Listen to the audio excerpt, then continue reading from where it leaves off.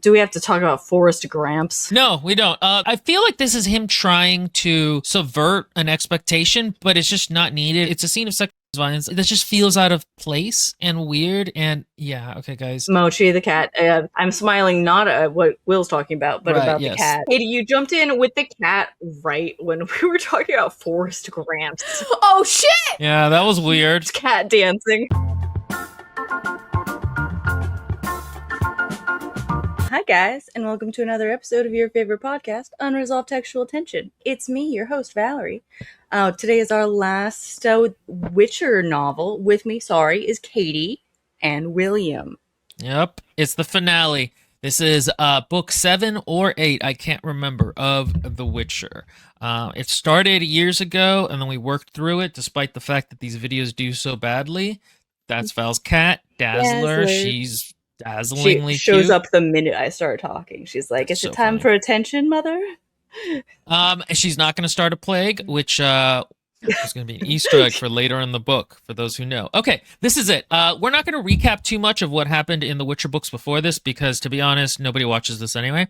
Yeah, we're gonna get we have been reading the views. series up until this point. Yeah, maybe 6. And Well, okay, do you guys want to say your overall opinions of this book before we start? sure. I'll start us off because I'm gun-ho and ready to go. It was a good book. I mean, you can't, again, as we just previously stated, not but like 60 seconds ago, this author is really good at writing. This translator is good at translating. That wasn't being recorded. Oh, well, okay, yeah, it was actually recorded, and this is my mustache twirl. But the point is like, you cannot help but say, especially with the language barrier, that between the translator and between the author, this is well done no matter what. Like, I mean, there is a reason. Well, as people do complain about the translation, honestly. I mean, I'm sure there's lots. I don't know the but original from an language. American reader perspective, like it reads yeah, very like well. it reads well. So even though it might not be as good, perhaps, or maybe not as exact, regardless, the point is, it's well done. And I like to always take that in account with the translation specifically, because again, we talk about craft sometimes. So like, I'd like that to be noted. Noting that the craft is still stellar, and noting that the narration's good, and then all so on and so forth.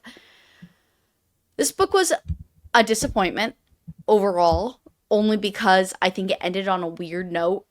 I think it ended on, I mean, it was, I suppose, apropos for the way the previous narration, which Will and I were discussing before, is odd.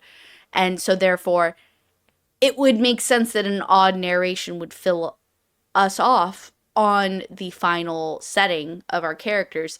But nonetheless, it was a little odd, and I don't really know how I feel about it, honestly. I finished it today in full.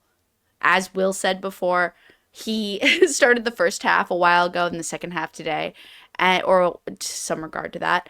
And I similarly did that. I left the last bit for today. And I feel empty inside. I just don't feel happiness. I don't feel sadness. It's not the anger that the mistreatment that the Game of Thrones, like, literal, the visual series, I suppose, the show series left me.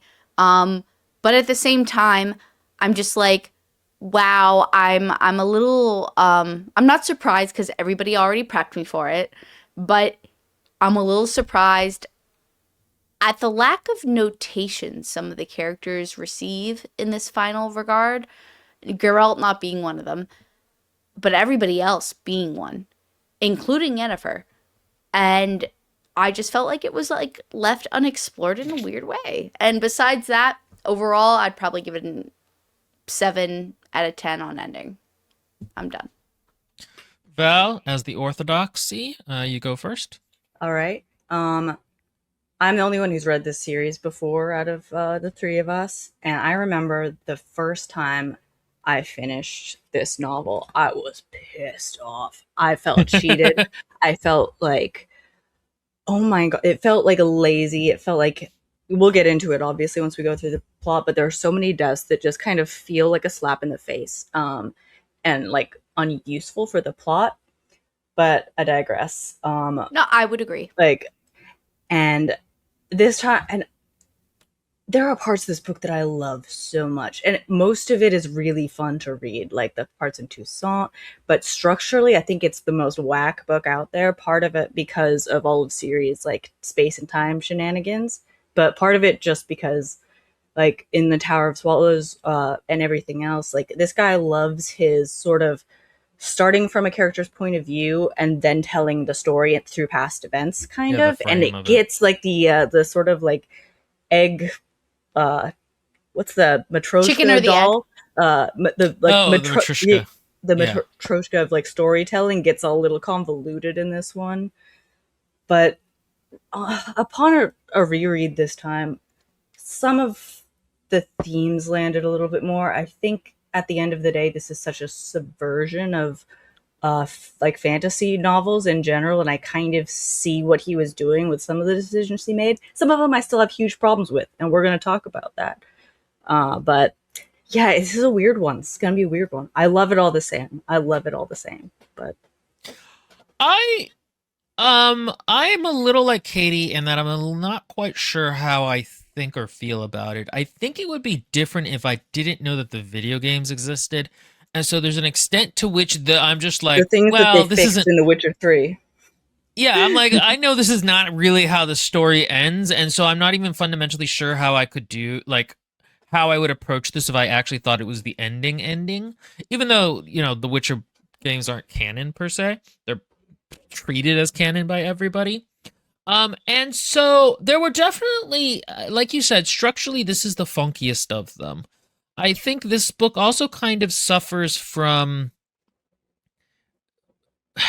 a lot of my feelings about this book are connected to my feelings about the series as a whole in terms of what you expect from it and structurally what it is and what the author's trying to do. And what I will say about the ending before we get there is that I think the author had an endpoint in mind and then kind of backfilled to get to there. And I don't think it comes off as organic. Some of the events in the abstract, I think, work. But I don't know that the specific way we got there felt organic or really truthful to the world or the characters. And it, Or it like and between Stiga Castle and the end, pretty much. Yeah, I know what you mean.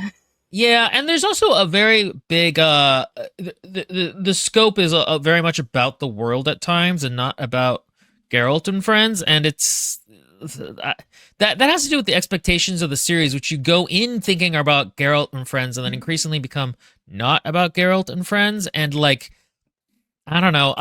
Here's the thing. I think there's a lot of things wrong with it, but I'm not really mad. I'm a little sad, but I'm not disappointed either. I'm kind of like, we had some good moments in this book, We'll you get know? to it more as we get to it, but I do want to say I think I see the vision a little bit more on this side with like Geralt and Yennefer and Ciri. Their story is over. They're exhausted. Like we'll get into the details, but I see the choices that he made and why they made them, even if they aren't really satisfying from a reader perspective. I will say Yeah. this. I think overall, yes, I think I feel comfortable saying this. Overall, Ciri's story, Siri, um, Series? the series of the Siri of the Oh, series. okay. Uh, Did you didn't we lose your thought? previously? No, I'm just trying to recall. Didn't we previously say, or it wasn't me specifically, but it was either you or it was Linny, or it was somebody in the chat, and they said we don't like the way Siri's story is going because it feels very. I don't remember what the exact phrase was that they used, but it was like, oh, taking advantage of a young girl in a sexual manner in some way and stealing her independence and so on and so forth, which for a lot of underdog stories is important, right? Especially in any type of revenge story. But I will say there came a time during this story where we got to a point where I was like, this is too much. I Like, agree. I agree with you. I was like, this is a little too much, and it feels a little bit And it's the more gnome part. It's a pornographic part, not in the fact that it's like, oh, like, Yeah, it's the boobies. part Yeah, with the I gnome. agree. Yeah. With the gnome. Oh, well, yes. I That's the moment suppose. where I was like, okay, this is too much. The I mean, Forrest yes. Gramps moment was Yes, that Yeah. what you're Forrest talking about? Gramps. Where it's just Yes, like, Forrest really? Gramps. What are we doing? We shouldn't Well- front load too much with the specifics, but No. And that isn't even what I was thinking, actually, Mhm. overall. But that does bring back yet another portion of this opinion. And I just kind of feel like I think this would feel a little bit better for us if Siri had a different kind of agency in the story. And I think if it ended just differently because of that, I think we might have felt a little better, honestly.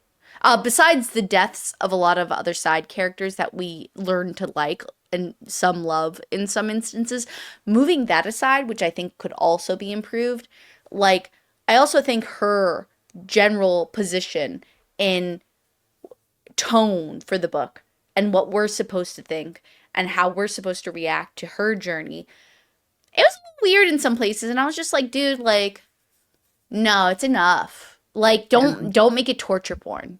Yeah. You know? I was talking to Chris a little bit on the Discord. Join the Patreon, join the Discord, talk to us. It'll be fun. Guys, it's the only way these get funded. Yeah.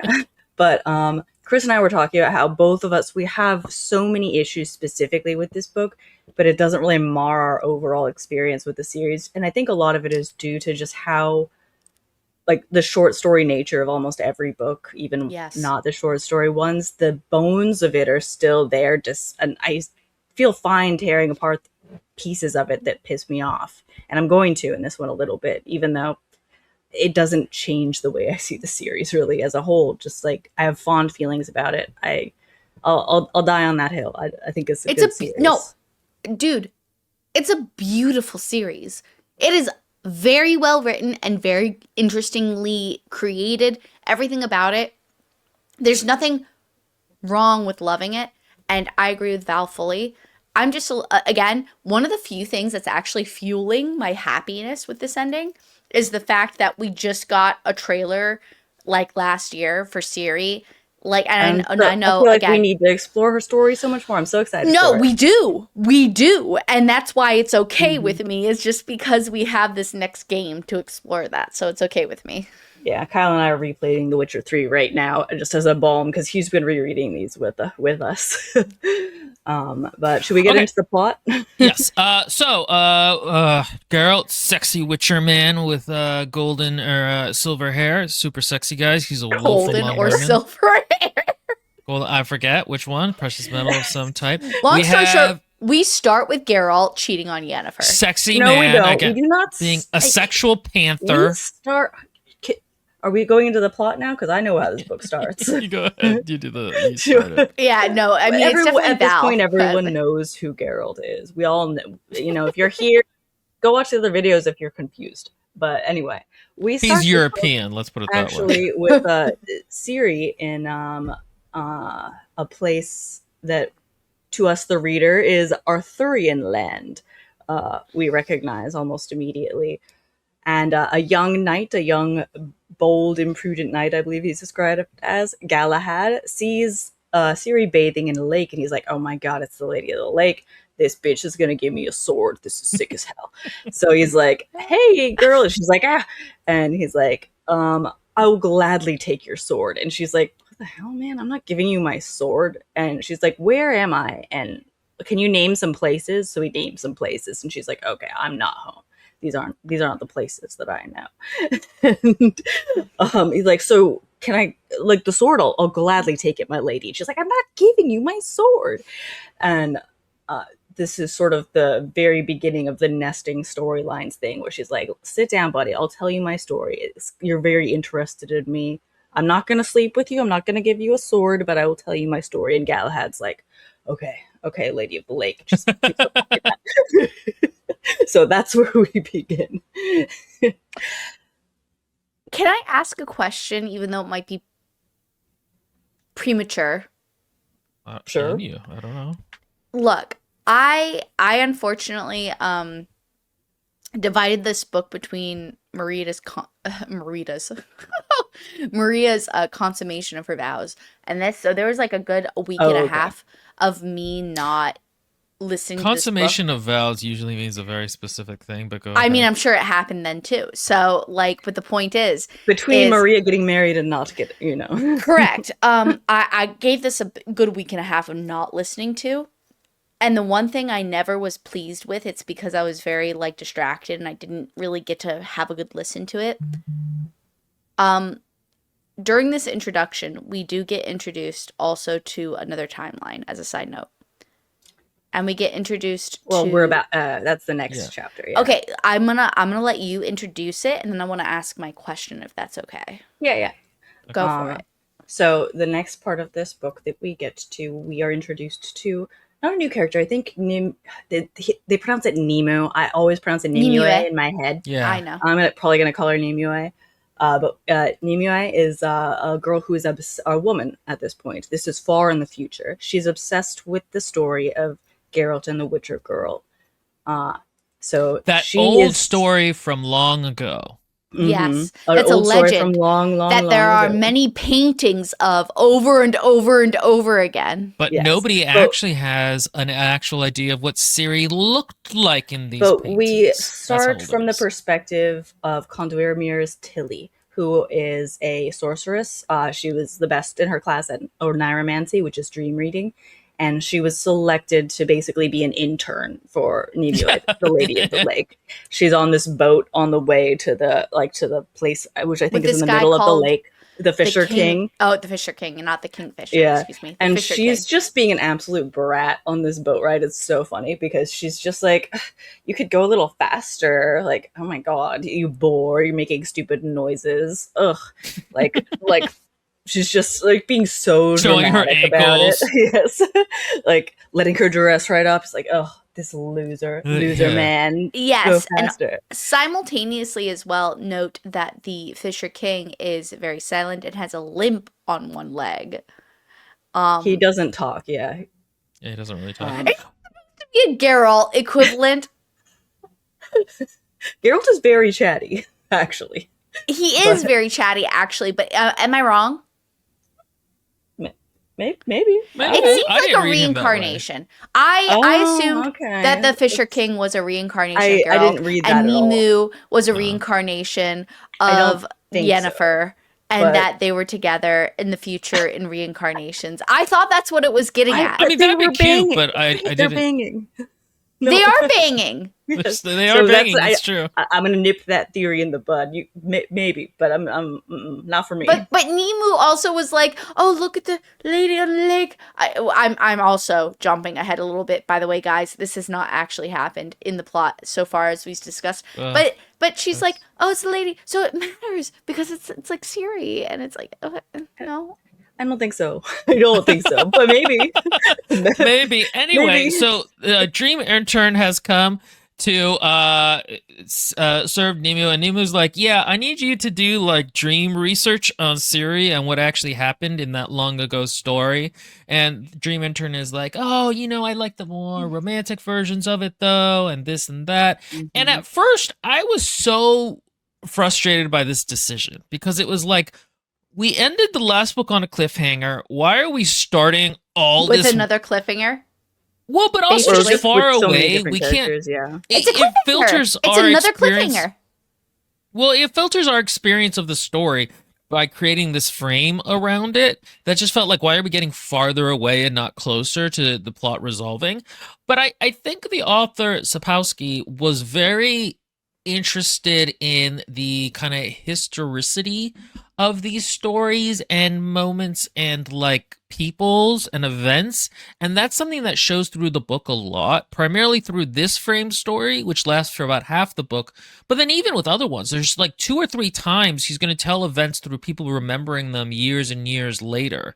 And or he'll have people talk about things that happened to them earlier now that they're in the present day and that kind of thing. And I think it ties into him wanting to kind of put that level of subjectivity on what's going on, that this is just a moment in that these characters exist in a time, but there's almost a certain amount of hopelessness to what they do because of the size of history. Yes, I Or get not that. And, hopelessness, but like there's tragedy. ineffectualness. And also, like what Chris said, it might be a red herring to make you think it was Geralt, but it's not. I also, once we got into a certain part of the book, I was like, oh, I think this is a red herring, and I don't think that the limp that this Fisher King has. Oh, Um, that's an interest. I never even thought of Yeah, that. no. So I was like, oh, you're crazy. But what? Are you that is fucking interesting. serious? I I didn't. thought legitimately for the beginning of this novel, for like the first, I would say, like, let's pretend you guys viewing are watching a movie, and the movie's about 2 hours and 15 minutes long. For the first 20 minutes or first 15 minutes of your film, I thought in this book that Nemu was Yennefer, but I knew it wasn't because of the description. There is actually And a then, moment. Sorry, but there is one moment in a similar vein where I think Conduer Mears is like Guinevere said this. She's like, no, Yennefer. So like Guinevere, you know. So yeah. there's that little And so I mix-up. think it was just about messing with the reader's perception of expectation. I think I it's understood that. question of story and legend and sort of what's true and what isn't, which is very much a theme throughout this whole book. Mhm. And but using that, but he went one step further. He, instead of just doing that, he also screwed with you as the reader and your expectation of what the roles of some of these characters might perform, specifically for Nemu and the Fisher King, because they came up a lot, especially towards the beginning. And not just that, but it was very homey and sweet and kindly. So you can't help but like associate, oh, is this like the better ending for like a young woman and like two older people who are together and stuff like that. And so as I was listening to it, I'm like, okay, it's funny that Chris said red herring, because I remember specifically thinking at a point, especially early on, I was like, oh, this is a red herring. Okay, I get it. Like, this just happens, and maybe these characters do share like a reincarnation puzzle piece or something with those original characters. I don't think the author ever cared enough to explore that concept. I think it It's was more for the interesting that fun you of it. bring that up, though. It is. I never considered that perspective, but I'm sure other people Yeah. have thought of that too. I enjoy these parts of the books. I find Nimue and Conduir Mir's interactions quite funny. They're Uh, really funny. They're it's really very bitchy at like each they're other. both kind of like just sort of like snippy and bitchy, but but they're very passionate about It this and Yeah. feels like. like Yennefer and Ciri arguing on an academic level. So, But it's funny. So we learned what an Iromancers are. Conduir Mears was like the second best in her class, and she's like, "Why did you get me instead of this other person?" And like they just snip back and forth. It's cute. But we learn that Conduir Mears needs visual aid for her dreams, and Nimue takes her like there's no paintings of Ciri. She's like, what about that one? And she's like, no, actually, that's not Ciri. That's the Ciri fake. And then we go into this scene with Emir Vara Emrys, where he is talking to Ciri's fake in Nilfgaard. Uh, and he is like, I'm not really that bad of a guy, man. Like, I don't really want this girl to die. So I'm going to give her one wish. Well, first he's like, what's your name? And she's like, Cyrilla Ellen Fiona, blah, blah, blah. And he's like, no, your real name. She says, Siri, blah, blah. She's like, tell me your real name, girl. She's like, I don't want to be that person. I want to be here. And he's like, I'll give you one thing. He wants for her to ask to leave because she's going to die when Ciri comes back, because that's his goal. He wants Ciri back. And he's like, she's going to ask to leave. If she's smart, she'll ask to leave. But she's like, no, this is like, I like this life, actually. I want to stay here and keep living like this if you'll allow it. And he's like, all right, she's probably going to die, but okay. Like, that sucks for you. and there's a lot of empathy also shown from Emirs in a way that you did not receive at all before, like especially because we get like his internal thought process quite a bit in this moment, and how he's like, oh, her acting this demure made him feel uncomfortable in some way or whatever.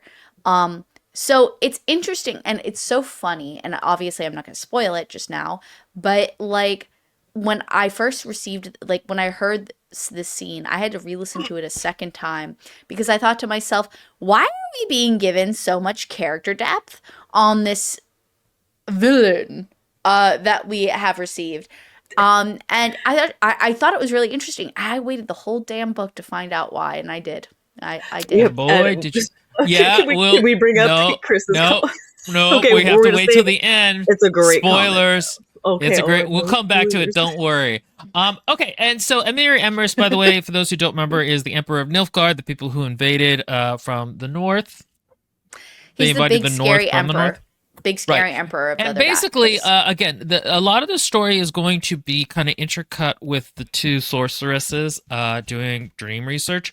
But the big section that has to deal with oh, and one thing we found out during Ciri's talk with Galahad is that she has escaped the place that she was at last time, which she ended reaching the Tower of Swallows, where like her fate was gonna be like figured out by the elves and Yeah, this we'll get one to that bitchy elf that bit later. Yeah. right, but it told you that that's what had happened. Yeah.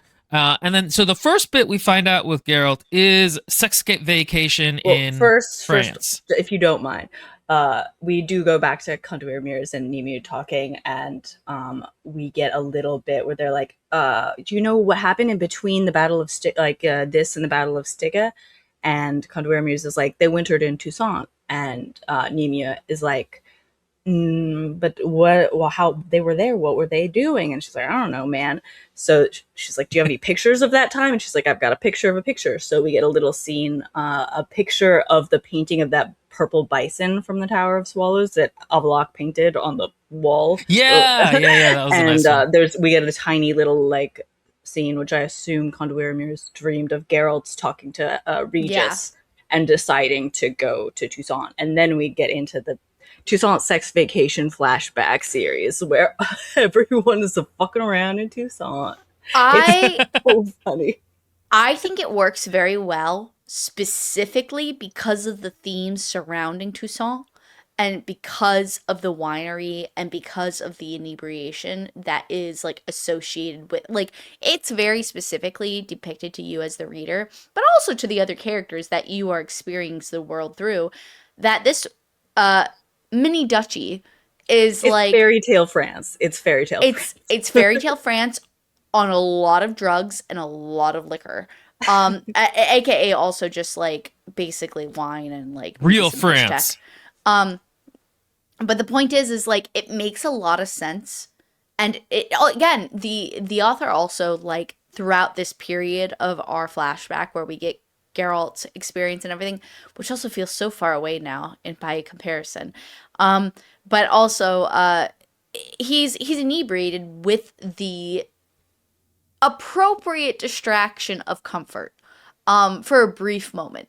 And I'll let Val go into it, but So, it's just like it makes sense for him, honestly, for me. Yeah. So another thing that Nimue sees before we go into this flashback is she's like, I did see Geralt in my dream last night. Most of the time, his like legs were over the shoulders of a woman with short black hair and green eyes. And then we go into the Toussaint Sex Vacation, which is another strange structural choice because it's kind of again a nested thing where Geralt is talking to Reinhardt, who is the checkered knight, pawn my word guy, and this is after they've been in Toussaint for a while at this point, and Geralt is telling this knight about what has happened while they were wintering in Toussaint, so it's a little bit like back and forth between that conversation and like the beginning of their time in Toussaint. And on that note, before Val continues, I just want to mention, I think we've already said this before quite a number of times, but I'd just like to reiterate at this moment. If you're ever interested in abnormal storytelling, especially when it comes to chronology within your story, this is a great book to read on how to do that because the associations the author makes with the scenes specifically and what scenes in particularly he chooses to show you in order to progress the plot is fairly successful. So just note that this is a great book series to learn from. Yeah. So we start with they arrive at Fairy Tale France. They see the little white spires of the castle. It's That looks so like a cake. it's like, it looks like a cake. It's described like that. Like Cahir, who's like a nose Nilfgaard for, he's like, this place is quaint as hell. He's like, this place, cute little castle. This is adorable. And I have in my notes here the nicknames I give people for myself. Jer Bear and Fernie V get slutty at the Foot Wine Festival. So there's Yeah.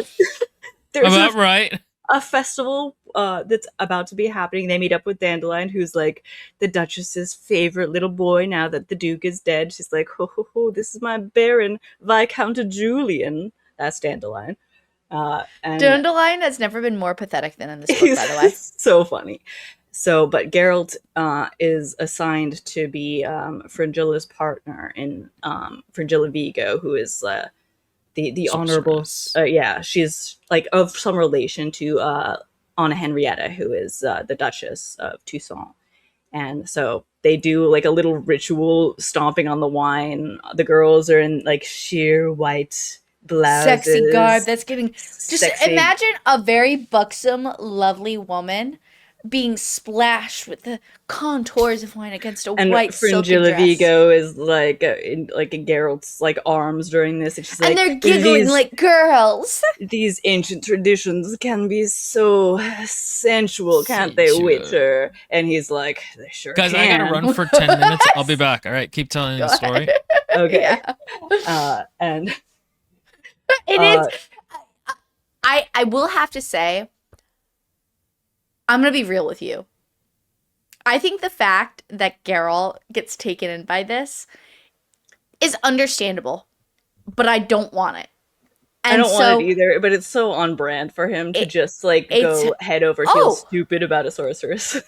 Absolutely. So again, dear readers / listeners, while it is within character technically for this to happen, and we're you like, can't help, no, because we know Yennefer's getting But tortured right now. but it's not just that. It feels very like it's He just too doesn't. much Geralt doesn't. injustice within it.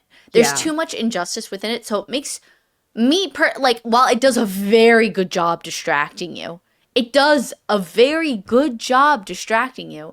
It also simultaneously, like whether it's the translation or whether it's the original writing, it's like having the author's healed foot on the back of your skull, shoving your face into shit and Like, making you no, eat the Geralt, shit. don't sleep with this.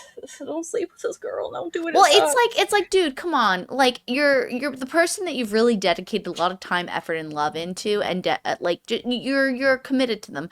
They're being tortured until a nigh death. I didn't know that, but yes, like it does suck. And it doesn't matter if he knows it or not. The point is that and again, it's realistic, so it's okay. Because I think it does a good job portraying the realism, which is sometimes you get a little sexually hungry. Sometimes the dick's hungry. Sometimes the vag is hungry. And Sometimes that has nothing to do with love. Yeah. And honestly, the way that Geralt and Fringilla talk to each other is so funny sometimes. Like, It is. Fringilla's always like, Witcher, come to bed, tell me nice things. And he's like, you've got the greatest ass from here to that one river. And she's like, you're so unromantic, Witcher. That is literally actually what he says. And so what's funny, and I think, again, this is why it works, actually, is that you obviously know that Geralt is in it for the dick and the vag, and that's it. And also, Chris says here on the side, at this point, Geralt does think that Yen betrayed both him and Ciri still, so he's like a little bit like he's seeking comfort in a way that is understandable, honest. Like, I mean, look, come on, this man has almost been killed several times now. He's gone through the snowstorms, he's gone through the dryad you get the sense stuff. that He's gone Geralt through. is just pent up like crazy right now. He's like, I haven't had sex in so Like, it's understandable. It is understandable with the way it is described. They basically just like bang like rabbits, like in Tucson. They do. Like it's just like, and Geralt does decide that he trusts her to a certain degree. Like he says that out loud to her, But not really. Not really, which we learn later. But it is very funny. I gotta say, like this. Regis. Okay. Oh wait. Let me get into this. I need to preface this with some stuff. So, Geralt gets a lot of good contracts while he's here in Tucson, right, on monsters and stuff. And the Duchess pulls him aside specifically and is like, "We have a huge succubus problem. This bitch is fucking things up. She's getting in men's heads. You gotta kill her." And he's like, All my ladies' maids are very unhappy with their husbands finding sexual gratification with a monster. And so it is really funny. And then two men approach Geralt a day later or something, and they're like, And they're "Hey, like, man, please don't get rid of the please succubus. don't kill the succubus. She's not hurting anyone. She's not hurting anyone. She's Like, not you're- hurting anything. We know you're- for a fact she's not hurting She's- anything." It's so funny. And And so I Geralt's can't- like, "I guess I won't do anything, but I'll take money from But- both sides." What? But My boy Regis starts fucking the succubus, so the succubus isn't bothering anyone because Regis is So- fucking her so good. so the wives all think that Geralt's done his job, and all the husbands are like, "Well, we don't know what's going on, but we Why pay isn't you she not to coming kill to her, us and she's anymore? not It's dead." because that vampire dick is so good. That's what's crazy. Wait, you guys have to recall, Regis was a hermit making moonshine out of like fuck all. He's And like a he- little intellectual guy who's always He's a like, little "Well, dweeb." actually, Yeah, Like- no, he's a little dweeb. Remember, guys? He's like, "Oh, I didn't like the vampire lifestyle because there wasn't enough acceptance and there But wasn't he- enough." single-handedly gets this succubus to stop fucking with other people's husbands." Not just For any the other whole people, time all Tucson- they're the in men Tucson. of Toussaint. So good. I love it. I love Regis so much. He's so iconic for that. He's not. So what? Real? Okay, so that was 1/3 of the part of iconic. The moonshine was the first part. The third part will come up later when we discuss it. But Regis, as we already squealed on, does at some point pass, and I'm not okay with that. Me neither. That's one I'm of- not that's okay with like- that. That's the one I was like, "This is stupid. This should not have happened." We're gonna I don't retcon it. think he should have. Yeah, I we'll don't talk, think. we'll talk about it when we get there. But yeah, let me see it. Will's gonna be like, "You guys got so off track this whole." No, it's Just talking fine. about- I'm pretty sure. So after we're told that, basically, long story short, from what I recall in the Toussaint venture, obviously Geralt sleeping with Fringilla. Let me tell you. So here's what happens. Yeah, Go Geralt and Fringilla have their thing. They've discussed this. I think they bang in the library at one point. It's a very funny sex It's scene, very actually, long. because it's fun, but it's funny. It is funny. No, it's the books actually are falling around them, and Sapkowski lifts the titles of the books and where Yeah. they are in relation to their bodies. But a it's very funny. amusing sex It's scene. because it's both through. I'm pretty sure I'd have to reread the scene specifically, but it's a very interesting mix, and he breaks the mold a little bit. I think because he goes through third person omniscient, which he does obviously play with at times. he pulls back quite a a bit. little bit in this. Yeah, but he also does third person limited in this scene too, where it's like only Geralt or only Fringilla sees the titles of the books that Of the happen across specific- them. So the mix of the two perspectives in this moment is a very successful one. It works really well in sort of engaging with how desperately horny these people are, and Yes. how they're just going at each other and be like, "The books are falling. They saw the title of this book," as they It's one of the ways grasp at that each he other's. is very funny. It's one of his small things. It is. And you guys forgot the funniest part of the How succumbing do you- thing, or not oh. the Were you listening to us? while we were yeah, I was talking? listening while I was doing something to keep up. But of the sex demon witch The succumbus, succubus. do they call it? Succubus. No, is that both times, all three times people mention it, they immediately are very clear that she only goes after adult men of an appropriate Yeah, that's age. true. It's so funny. The first time they did it, I was like, "Oh, that's kind of funny," and then they keep being like, "No, it's adult men, so it's okay." It's so funny to have to specify that as a concern of well, it's a sex demon, but it's not a pedophilic one. The books are just wryly funny like that. They are, and that the sex scene in the library is so funny. It's just a creative way to write a scene like that. And lost track. of that. I kind of come down with Katie a bit in that it is frustrating that yes, Geralt doesn't know that his the love of his life is being tortured and crippled, But and it shouldn't Siri matter is also sometimes. being. But like, it's kind of frustrating that he's decided to just winter in Frenchtown while this is going on for you as a reader. He does try actively really hard to like Yeah. leave, and at this point I was about to say, goes to find Dandelion. He's like, I need horses, I need to leave like right now, immediately. It's So- not, again, it does not ruin his character, because truly and indifferently, it makes sense. Why would you not take such comforting pleasure in how short a span you know it's going to provide it to you before you go off to your death? Because, you know, that's what he's expecting too. So like, it's very hard to not forgive him for that. I think the only thing I feel a little unforgivable on is the sex part. But even that being said, not really, because how's he to know? I don't think it's really a problem with him. I think if there's an issue, it's with the pacing of the book, in that you're a bit Yeah. like, stop having sex, Geralt. Let's get back on the Come road. on, Geralt, come on, Geralt. There's plot. Which, to as be you say, given. he does point. try. Fair Mhm. point. So that's really where the problem lies, is that while this is acceptable and understandable, it's in a place within the plot line where you're like, this is not the time. And like Chris says here, the initial reason why he stays is because Milva Got and it. Cahir are injured and are recovering from their injuries. I will say I got it a little out of order. Before the library sex scene, Geralt does confront Dandelion, and he's like, I need horses, I need to go right now. Also, what the fuck is wrong with you, Ban? Like, why are you just being a cute, like, playing prince with the Duchess? Like, you're being so stupid. And Dandelion's like, I'm in love, I think I'm gonna stay here. And Geralt's like, what's wrong with you, man? Are you stupid? Like, you're in love?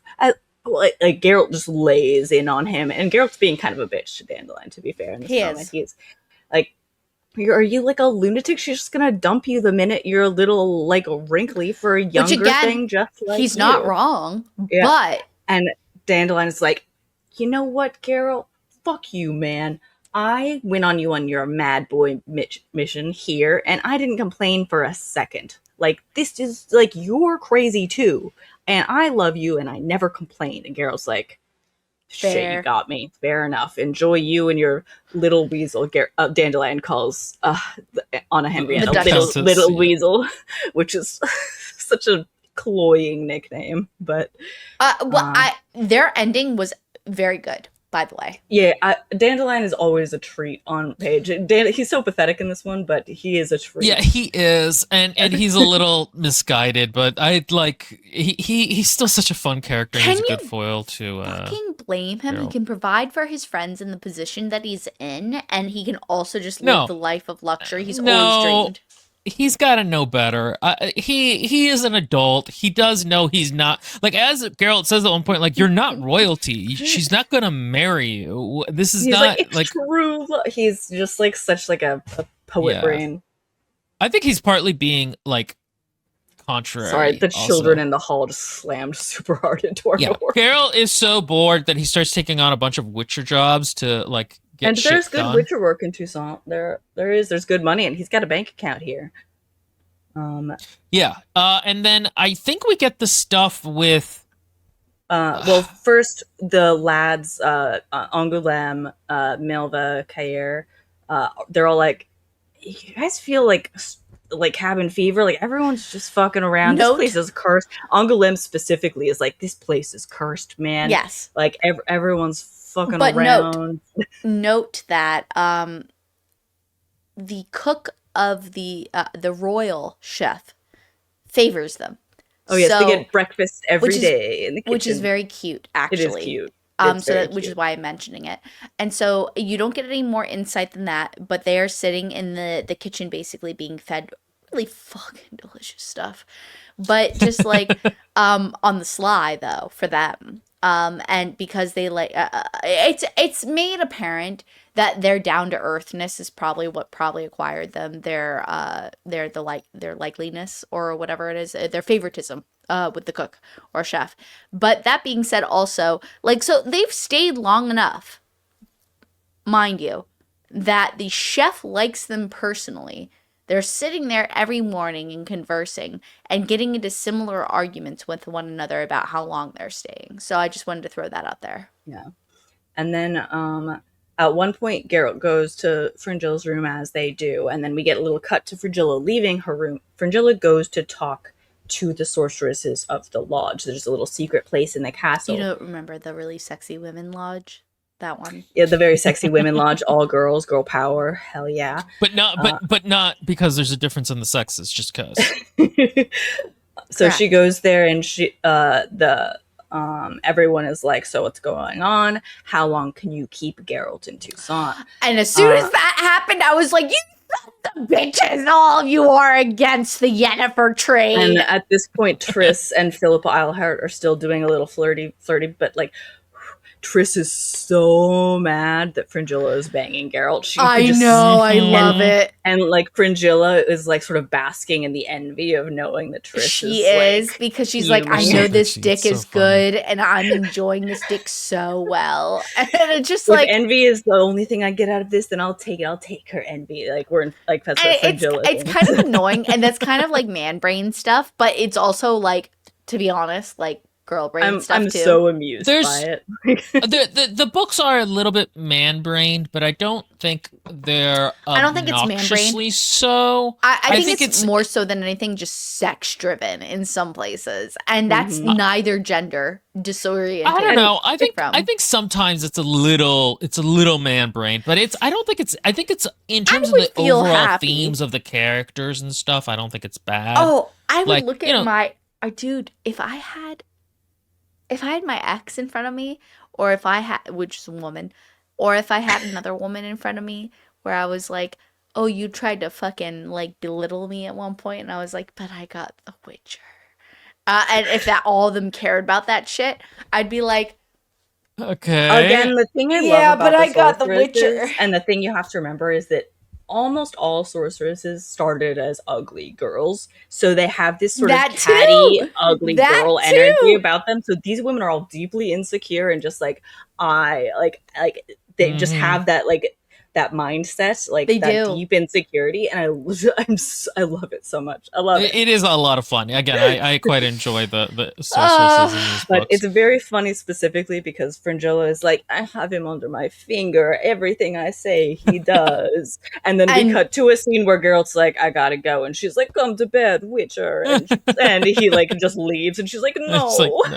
So Yeah, it's really immediately funny. shown to us that he is not completely under her finger. So But again- she Not at goes back all. to saying like, at night, he's all mine. And like So- bragging to the girls about it. So a really This is good, such a actually, funny contrast. that might be something that, by the way, you and Will, excuse me, Will, you and I should maybe take a quick gander at some point Mhm. for the sake of showing what humor could be, understated Yeah, humor. that would be a good scene for it too. It would, because like it's humor based purely off of scene contrival, and that is not like. Yeah, the contrast.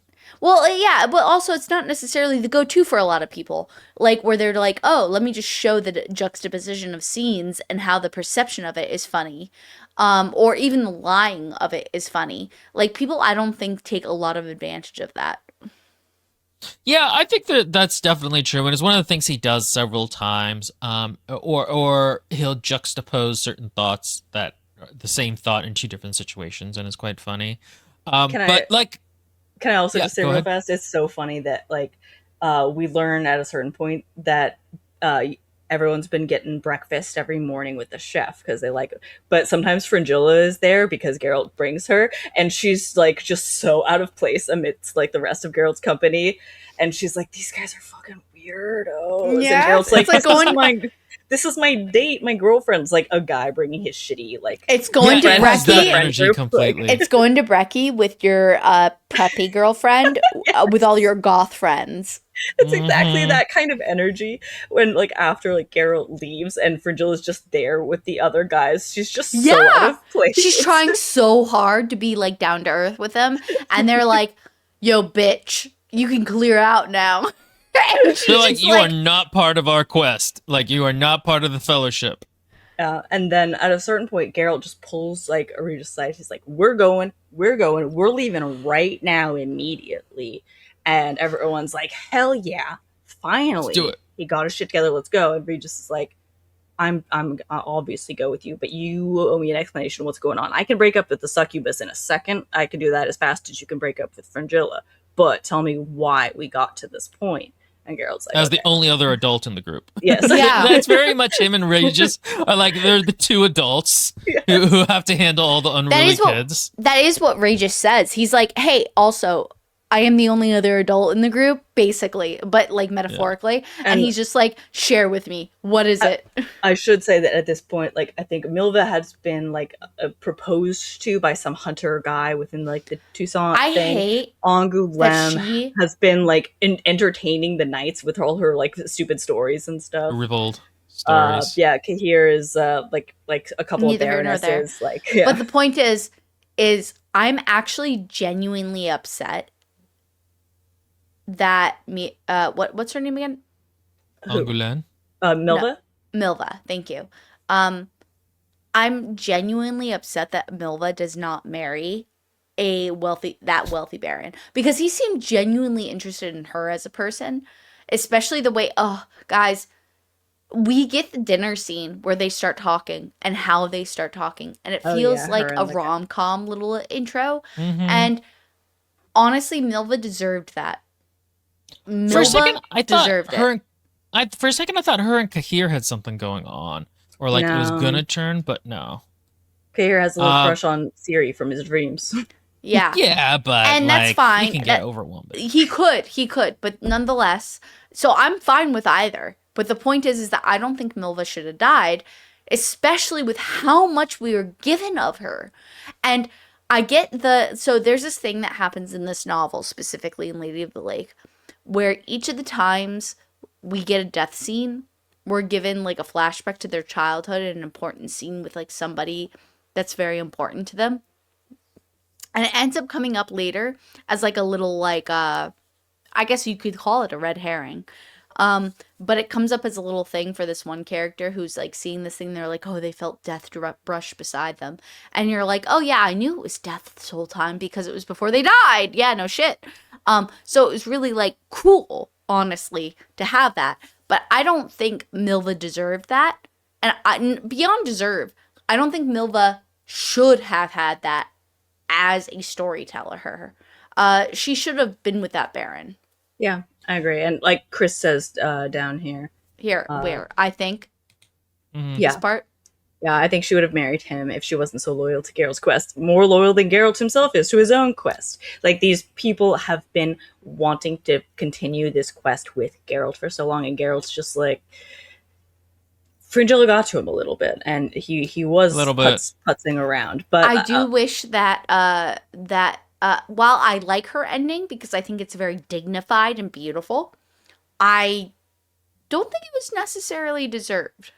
We'll talk about it when we get there. There is a bit where Fringilla and Geralt is like, okay, I think he's gonna go kill some animals underground, and he stumbles into a vision of the sorceresses being like, oh, it's not we the keep. sorceresses. I think it's Stefan Skillen, a conversation with Skillen. Yeah, no, And, yeah. It's a Oh, he right. three-way actually, call. It's essentially a he three-way genuinely- FaceTime between like Yeah. Yes. and- So Like- what's crazy, and this is actually the worst writing in the whole book, by the way, everybody, in my opinion, Geralt is like, oh, I'm hunting something that's very like old and ancient and shit, and it hides from him, sure, and then he's like, oh, I stumbled across this ancient and long forgotten form of communication, which is just a whole bunch of like brass horns that like where people talk with each other or whatever. Like it's the same equivalent. Like it's just like a whole bunch of like the long sorceresses distance. use that shit too, though. Yeah. They've used it throughout. The point is like Geralt's just like, oh, I just so happened across this. I just so happened the time. He was on a monster. I just so happened the time. I understand. Coincidence or destiny? Destiny is I hope. think Destiny is a child. Destiny no. is. I can believe in it. It's fine, which is why I did not initially, like from the get-go of this whole thing, be like, by the way, there was one scene that really freaking threw me off. No, it's not that. It's just like, come on, man. Like, I mean, no, it's a little like overly likely for him to hear the conversation. Fair enough. No, it's not untrue, but it's also just like by this point we're locked in. It's like like a lot of the problems in this book, which is that they're a problem, but also like we're so locked into the story doing this kind of stuff by now that you're like, okay, whatever. It's convenient, but he needed to hear this conversation somehow. But note that this is one of the few scenes where you're like, oh, come on. Like, this was one of the very few scenes for me. I think for me, as I felt a reader, I was just like, I want him to leave Toussaint so bad at this point. Like, I was just like, I don't really care. I mean, look. I don't care what happens. Look. No. Val is not wrong. As soon as this happened, I was like, oh, thank God. And, like, then the things happened, which I'm going to let you guys like, again, I actually say. do very much enjoy the Toussaint part of this book. I think it's fun to read, but like as like a person who cares about the characters, I want them to move on. Like, I found that I settled into it over time, and I was like, oh, we're back to having fun with my friends, which is like what the Witcher books are really good at, is just like Geralt hanging around with his friends. But yeah, so he stumbles into this three-way call, and then what happens, Val? He like overhears them talking about Vilgefortz and Yennefer, and he's like, oh my God, what was I doing here this whole time? Like, I need to go to, I think he learns that they're at Stika Castle in this moment. And we should say that at this point, because Geralt doesn't have his Witcher medallion anymore, Fringilla made him something kind of similar to a Witcher medallion. But it does a couple other things, and it can create illusions as well. So as he's leaving, desperate to get back to the boys and tell them to leave, he runs into a bunch of monsters in this cave. Who would have thought? They're like, I'm gonna kill you, man. And he's like, I don't want to. I've got places to be. And the thing is, Geralt at this point is kind of ready to give up being a Witcher. He's already lost his medallion. He just cares about his family. And he's like, I will never do Witcher shit again. Just let me go. And they're like, we don't believe you. We're little gremlins. You need to give us your sword. And then you can go. And he's like, fine. So he like shoves his sword in a stone and it shatters into like several pieces. This is, I believe, an illusion, not what really happened. This is fake. This is fake. But they're like, you're so stupid, you broke your sword. Attack him. He wins. He gets out of there. It's actually a good imitation of how they talk too. Yeah, like it's so funny because he shows up to kill them, and then he's like, "So I was gonna kill you, but I gotta get out of here now. So see ya. So just let me go." And then he kills them. He defeats them. He comes back out, and he's like, "All right, it's time to go." And Fringilla Vila is like, no, blah, blah, blah. She tries to she catches him. Like, he was going to leave without saying goodbye, and she's like, oh, Witcher, don't go. And like they're so still a little horny for each other. And she's like, he is like, I'll tell you where they're holding like Yennefer. I'll tell you this place. And she's like, don't tell me. Well, let's make love first. And they make love. Geralt gets a little post-nut clarity. I get that sense. And we learn later that he does not tell her the exact place. Yeah, he lies to her about it. He lies to her. We don't learn this until later. But like, she goes confidently back to the Lodge of Sorceresses and is like, he's under my thumb. I kept him here so long. He told me where it is. Idiot. And then they make like their little move, and they're like, no one's been at this location for a long time. There's just rats and like cockroaches. That's it. And Fringilla's like, he lied to me? Like, and she's so embarrassed in front of all the sorceresses. And everyone's like, don't worry, girl. We've all been duped by a man before. And really she's like, oh shit. But before, like, flashing back to when they were actually boinking, like, Fringilla straight up tells Geralt, like, hey, Yennefer, like, Geralt's been calling her Yennefer during sex this whole time. Like, she knows. Fringilla knows. So she's like, by the way, Yennefer didn't actually betray you and Ciri. That was a whole, like, she tells Geralt, like, the truth of that matter and expects a certain amount of truth in return, I think. And when she doesn't get it, she's like, shit. Like, oh, man. I think, wasn't there something about how, like, she wasn't supposed to share it with Yeah, she wasn't supposed to. And you get the sense that she was going to. There is a strange love adjacent kind of monstrosity happening between them. Like, and the book will Monstrosity tell was so you that funny. like Dandelion is like, don't judge the Witcher. Like in half a century of poetry, like Dandelion like writes, don't cast judgment on the Witcher for what he does during this part of the book. And I'm like, okay, I'm gonna judge him anyway. But thanks for defending your boy. I appreciate you defending your boy's Nice honor. try, nice try. So Um, yeah, so decide to take off all of them, and they're now writing out. And I think, is this the part where the two-song part ends for a bit? Yeah, and I'll be right back, and then we can get into the part. This is going to be where Ciri and Avalok are, which I love this part. But I'm gonna grab some water real fast. She's grabbing water, guys. Stay hydrated out there, all my homies. Shout out, hydrate. It's the water of the life. Not the water of life. That's from. And as soon as she left, of Dune. course, I came back with my salami and water. Yeah, that's right, guys. We're making smacking noises. We're making weird noises. We're eating. It doesn't matter. No one is here to watch this, so it's just us and Chris M. That's right. I'm gonna gargle some nuts. Ellen pointed out that these aren't nuts; they're legumes, but we'll just use the nut joke. Are they not nuts as well? Technically, nut is like a different part of the tree. Wait a second. So, does that mean like most parts of what most people eat are legumes?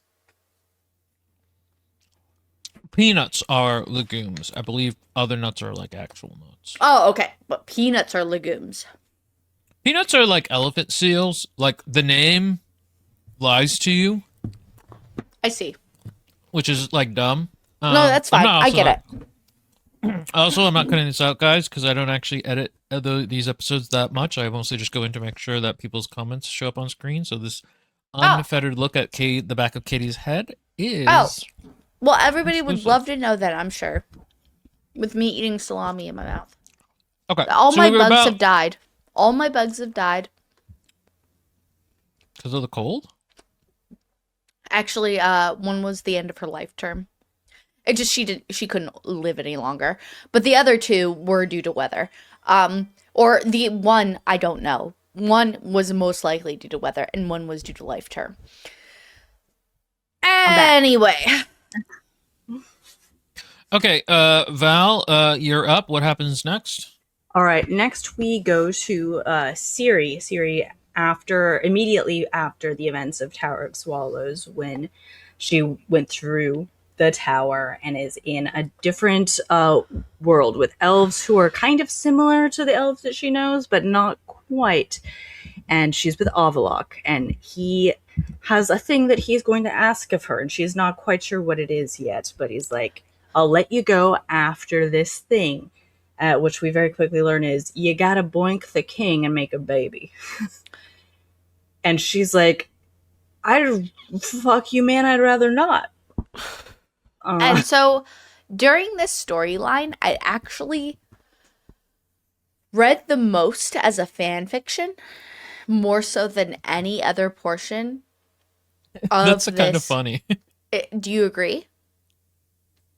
I could see this being an AU if it was more romantic. The It would thing be is, like it feels odd because you get I got sold to One Direction and now I have to make a baby. You know what I mean? Like funny. that. That's so funny. Yes, it's that vibe. And the thing is like, I got isekai'd into another world, and now Yes. I have. And quite literally is what happened. Like, that's Yeah, literally you're right. that's literally what Ciri's going through. Because for those who don't remember, Ciri can hop between world and times, and the elves want that ability, and they want it. They're going to get it through like a kid or something like that. Yeah, they're hoping that through genetics that they have also manipulated through time, and also gotten lucky through gamble. They're hoping to luck out and basically use genetics to create the next tool to accommodate themselves through time and space.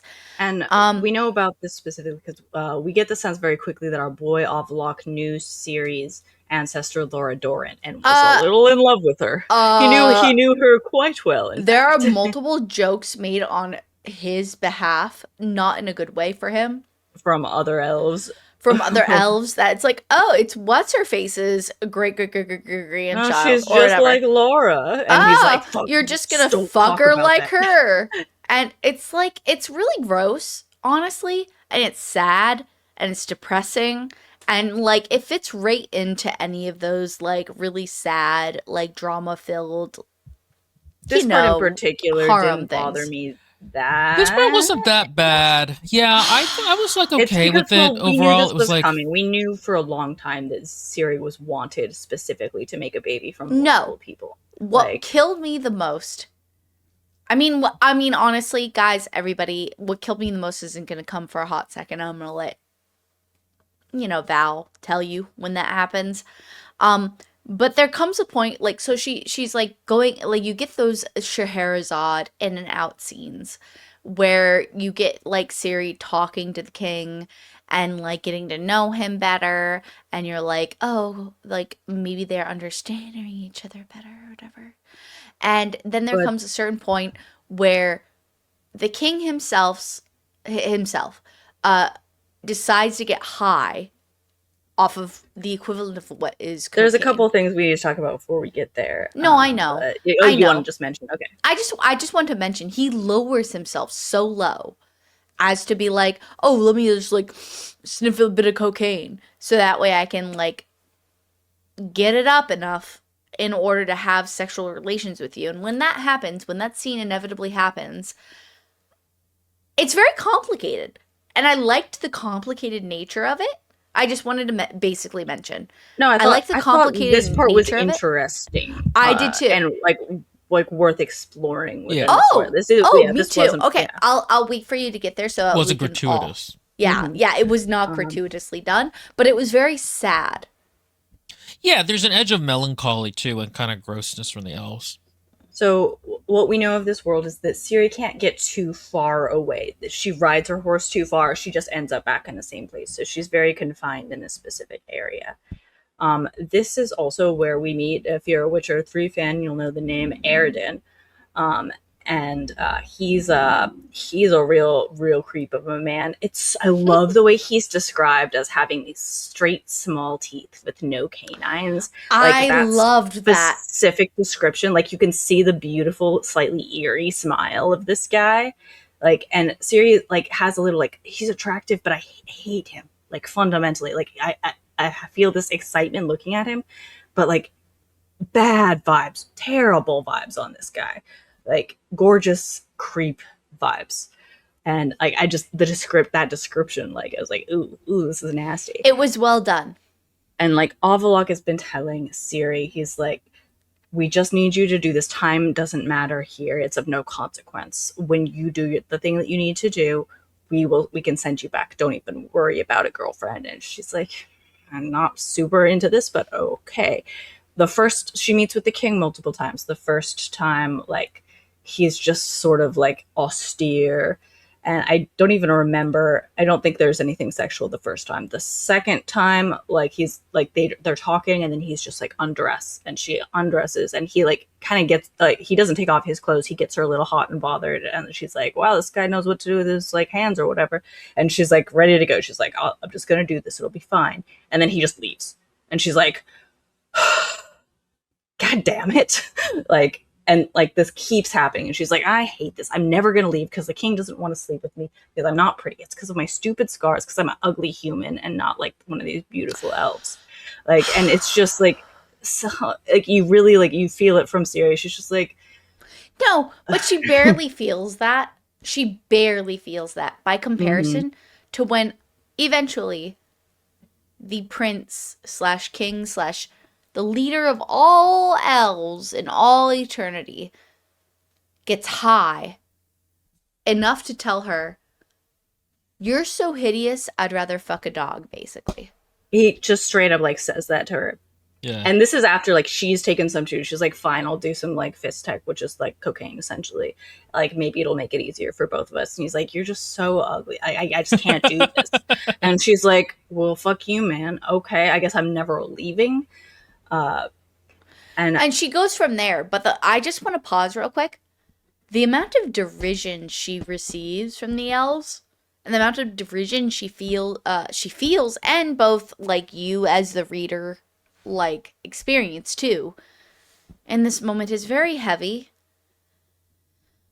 I mean, personally, I felt pretty hurt by it when I was getting through it, and I was like, dude, like, come on, man. Like, after all these years, you can't be more mature. And so it really, Nah, what it fuck told elves. me, Who gives No, a well, see, shit? okay, so this is what told me, fuck the elves. Elves can throughout all keep this. doing their weird leaf And sex we've shit. been I don't led to care. believe up to this point that like The this is elves the are more world of elegant, this or is like they their could have been world, better.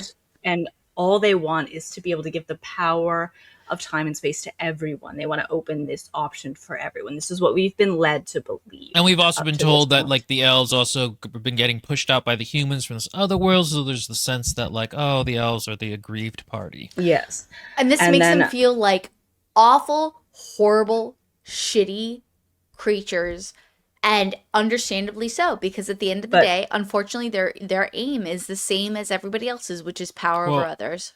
Well, so, and there's a few things I want to mention. One is that there's at the very beginning of this sort of flashlight, this chapter with Ciri in this place, there's an altercation between the elves and some unicorns, and the elves freak out when they see the unicorns, and it's not really explained. It's just like Ciri's like, I thought the elves loved the unicorns, and they're like, consider it like a family, like a quarrel or something like that, or a lover's quarrel, and that'll come back up in a minute. And there's another moment where Ciri's in the stables and she sees like a servant girl kind of tuck her hair behind her ear rather, and she's like, oh my god, they don't have pointed ears. And then she smiles and she sees canines on them, and she's like, oh my god, there's humans in this world. I thought this was just elves. Oh, yeah. And like the girl like is terrified. She's like, oh no. And what we learn is Ciri runs into the unicorns again, and they're like, you are the master of time and places, like, or something like that. She's like, you can go wherever you want. These people can't keep you here. And Ciri's like, I don't know how to do that. And our boy Ahwirawax or something, the fucking unicorn Yeah. from Time of Contempt, when she was Little Horse, I think she named him. Little horse, yes. In the Mhm. desert, who she like saved, is there, and he's like, this is my girl. They like impale her to communicate with her. They like impale her with a horn for like radio connectivity to her Mhm. brain or something. Like, it's the unicorn logic, and this is wild. But they're like, you can go wherever you want to. And she's like, I will, but let me take a Little Horse, or a Whirlwax with me or whatever. And before she tries to like leave for the first time, the Little Horse takes her to this like bone field, and they're like, all of the bones have canines on their teeth. And she's like, oh my god, like these elves like took this land hostilely. Like this is not where they're from. These are colonizers who continuously do this to worlds, and they want the power to continue to do this to other places as well. And so in a Yeah, weird that's way, what they want her power Yeah. for. yeah. And so in a weird way, this is like when officially I feel like the novel truly shows its face as far as like what it's saying thematically for political parties, which is anybody who has the most power will deem the most power. And that unfortunately, as long as you want to acquire power, you're going to be unlawfully oh wait, wow. Oh, wow, that's a great Yeah, I think- image. Are you frozen? I can hear you. Yes. No, I am frozen. Hold on a second. I think maybe your camera got like. No, unplugged, I maybe, know. or- I know exactly what happened. My camera gets frozen every now and again when I unplug it and plug it in back in, and that includes when I slightly adjust it. Okay. Welcome back. Thanks. Lost my train of thought, but you get my point. Yeah, Well, I think what's interesting is it's not what we expect from the elves, because we've been kind of led to believe Led to that they believe have they're been more elegant subjugated. than that. They've been subjugated so much within like Yeah. Ciri's world. That they So- would have learned beyond that, but that's not Yeah. the case. Mhm. Yeah, and I thought it was kind of like a nice inversion. Again, it's I one of the liked ways that in too. which they're not like Native American coded is like, no, elves are actually kind of shitty. But what I think is also interesting is that, well, this group of elves is creepy and weird and conquery. The book still has a lot of sympathy for the other elves who are like are in Ciri's world and you know the Scoia'tael and are Yeah, kind of oppressed and absolutely. in programs and stuff, which I liked. It's not like a heel face turn for the entire race. They're just like, oh, okay, no, this is what these elves are trying to do. I think at the end of the day, what he's trying to say is that power begets power, and Exactly. like that idea, like power begets lack of empathy begets power, and so on, therefore, so forth. Which Is can we not say fundamentally is true. apropos Like now? we've, the world we live in. I think that there's just a severe lack of empathy. That like there's a certain amount of money and a certain amount of power that people get, where the empathy kind of switches off. And I think this book is very aware of And while that. it doesn't overtly say money, the Yes. point is power still says that. And I heard it. Like, I know, I'm aware, I get it. And so that's a pretty solid message that it's sending. It's everything else that I'm finding fault in. And before we move Yeah. on from this scene, there's just one. Ciri runs into Eridan by herself at one point, and they have a little horse race. And at the end, he's like, "You're, like a better horse rider than I thought you were." And Ciri's like, "Oh God, this guy's gonna want to put a baby in me the same way everyone else does." And he's like, "Gross, you like a little bit." Like, and she's like, "Oh, ooh, I jumped the gun there." Like, Yeah, a little much. I liked him as a character. I mean, he's not a good guy, but like as a character, he adds a little he's bit of bad, but spice. like, yeah, he's Yeah, in an interesting interesting kind of as a way. Mhm. He's not bad in the way that the most base and banal that of us are. So it's less, I don't know, like cliche, I suppose. Yeah, Yeah. a lot of the evil characters in these novels I find are very nuanced and interesting to read about, not just like mustache twirly, like Mhm. that's the bad guy, there he Again, Even when they are mustache twirly, there's one really fun one. is. Again, The Bonnard, who's gonna come again, and we're gonna get his like final scene and everything. Like it's like I actually didn't expect it from him, to be honest. From the previous book, I was like, oh, you're a little more. yeah, We Everybody- should say we'll talk about actually that. this has already happened. This is a previous thing, but Mhm. we do get a scene with Yennefer with Vilgefortz. Yes, She's it's the same been, like, thing. it's a rough one, and It's like, a little Yeah. bit more, and everybody prepare yourselves for my verbiage. It's a little bit more rapey, than you would expect, from some of these characters. from Buffer and- specifically, because you kind of got the sense that this guy was bored by that stuff. But I think that he Yeah. sees. So Yennefer is Vilgefortz is keeping her like in Dimeridium shackles, which prevent her from using magic.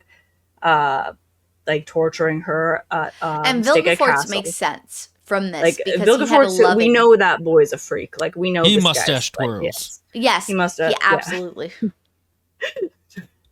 And must- like, he he's is- I always like actually think it's waxing fun. poetic about his like Uh-huh. evil, wicked plans. Like he just kind of loves to hear himself talk. He does. But like Bonhart is there, and the minute like he's kind of alone with Yennefer, there's like is like a. I bet I could do better than your Witcher guy, and Yeah. like there's a cut it's out a little to. too heavy-handed I for agree. a character that seemed to care more beyond that.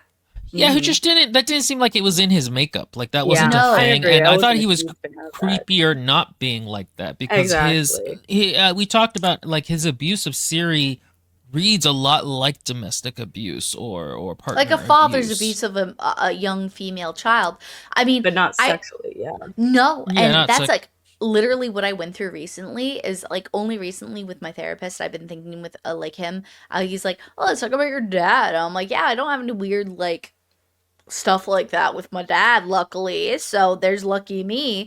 But at the same time, there's some weird ass shit to explore, and I felt like it was a betrayal of what could have been more nuanced. Yeah, nature. I think it wasn't a just fan makes of him that less scene. interesting. but- That's what I mean. Less Yeah. nuanced nature. However, Yennefer does in fact stab him in the cheek, which is pretty nasty, and I love that for her. And we love that for our girl. We love Yeah. to have Yennefer stab a freak in the face. But yeah, Vilgefortz's guards are like, we're not gonna let you do this to her. This isn't part of the plan. Von Hartman, get out of here. So at least there was no like graphic thing there. Again, one of the scenes that I thought that did not really need to be there. It's just kind of It like doesn't add anything. yeah, and again, I feel like it makes him less interesting. It's more expected. I Absolutely would agree. Glad on Yennefer that. got to stab me in the face. That's it. No, fair. And so then at that point, we pretty much leave Yennefer there for a while. She's just been like torn up and tortured and stuff. And then we go. There's stuff with Ciri that happens. So yeah, I'll say we're probably not going to go over all the Yara stuff. It's really interesting. So if you'll recall. But just know that a third of this book, the middle part where the evil empire is defeated, is from the viewpoint of like a minor character from Time of Contempt, I think. Or one of the earlier ones, I think, because he was at Melitele's temple with Ciri when she was there with Yennefer, and he had a little crush on her. He was the one from the tower that like got like really turned on by her. Like, yeah, he loves maps and like geography and stuff, and he's like, I'm gonna join the war, and I'm gonna be a big soldier, and I'm gonna he be so loses his cool. arm, and he goes through like the whole like. It's a really good. It's good. Really good, like window into what the war looks like for your average person, kind of. Yeah, but it's so weird that the climax of the war against Nilfgaard happens basically by no one in the Geralt company. It's not Yennefer, it's not Geralt, and it's not Ciri. You literally have about a fourth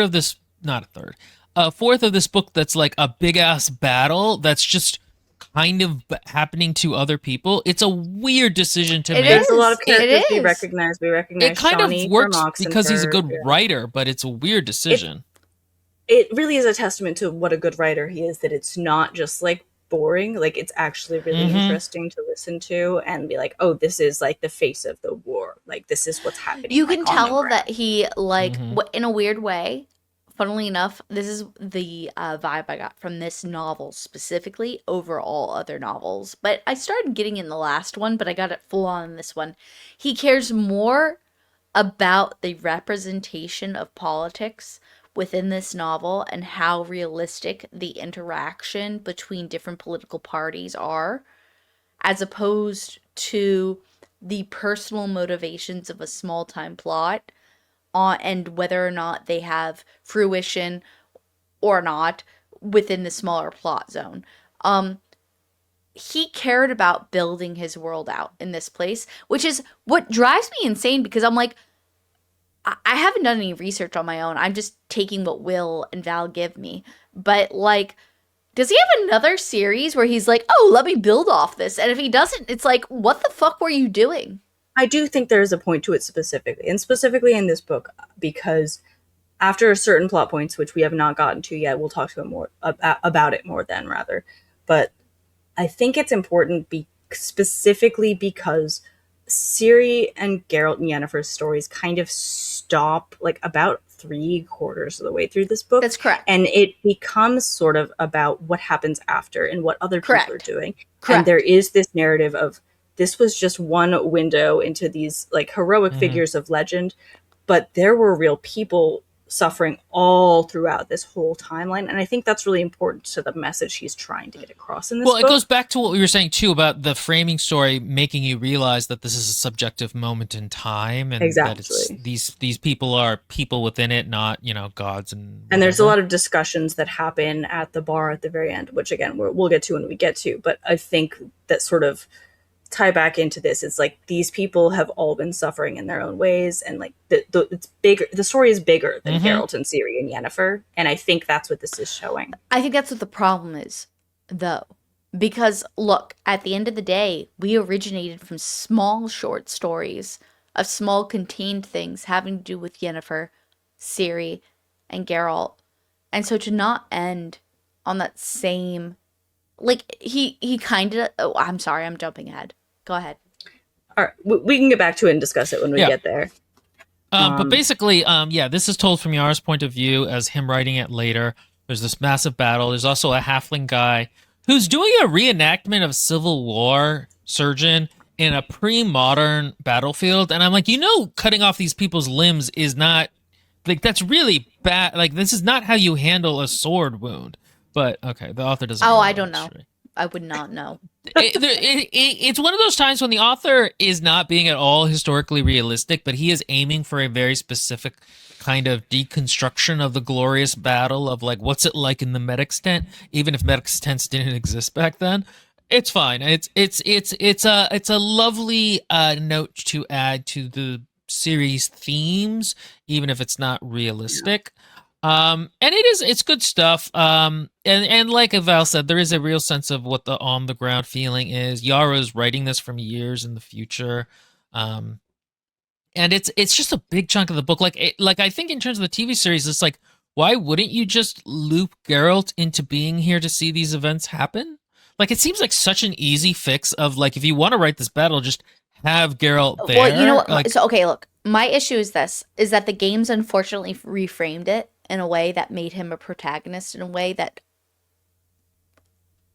doesn't necessarily go with the grain of the way the narrative was as it progressed throughout the story. And the show obviously is not going to accommodate for that because the traditional narrative is the hero's journey. So you're going to have the hero's journey as he Well, goes through the thing.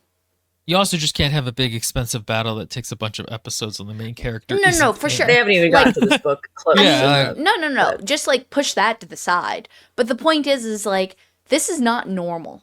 Like anybody who's expecting a normal Yeah. narrative from yeah. this book series This is is- not going to receive it. This is one of the ways that the Structurally plot bizarre.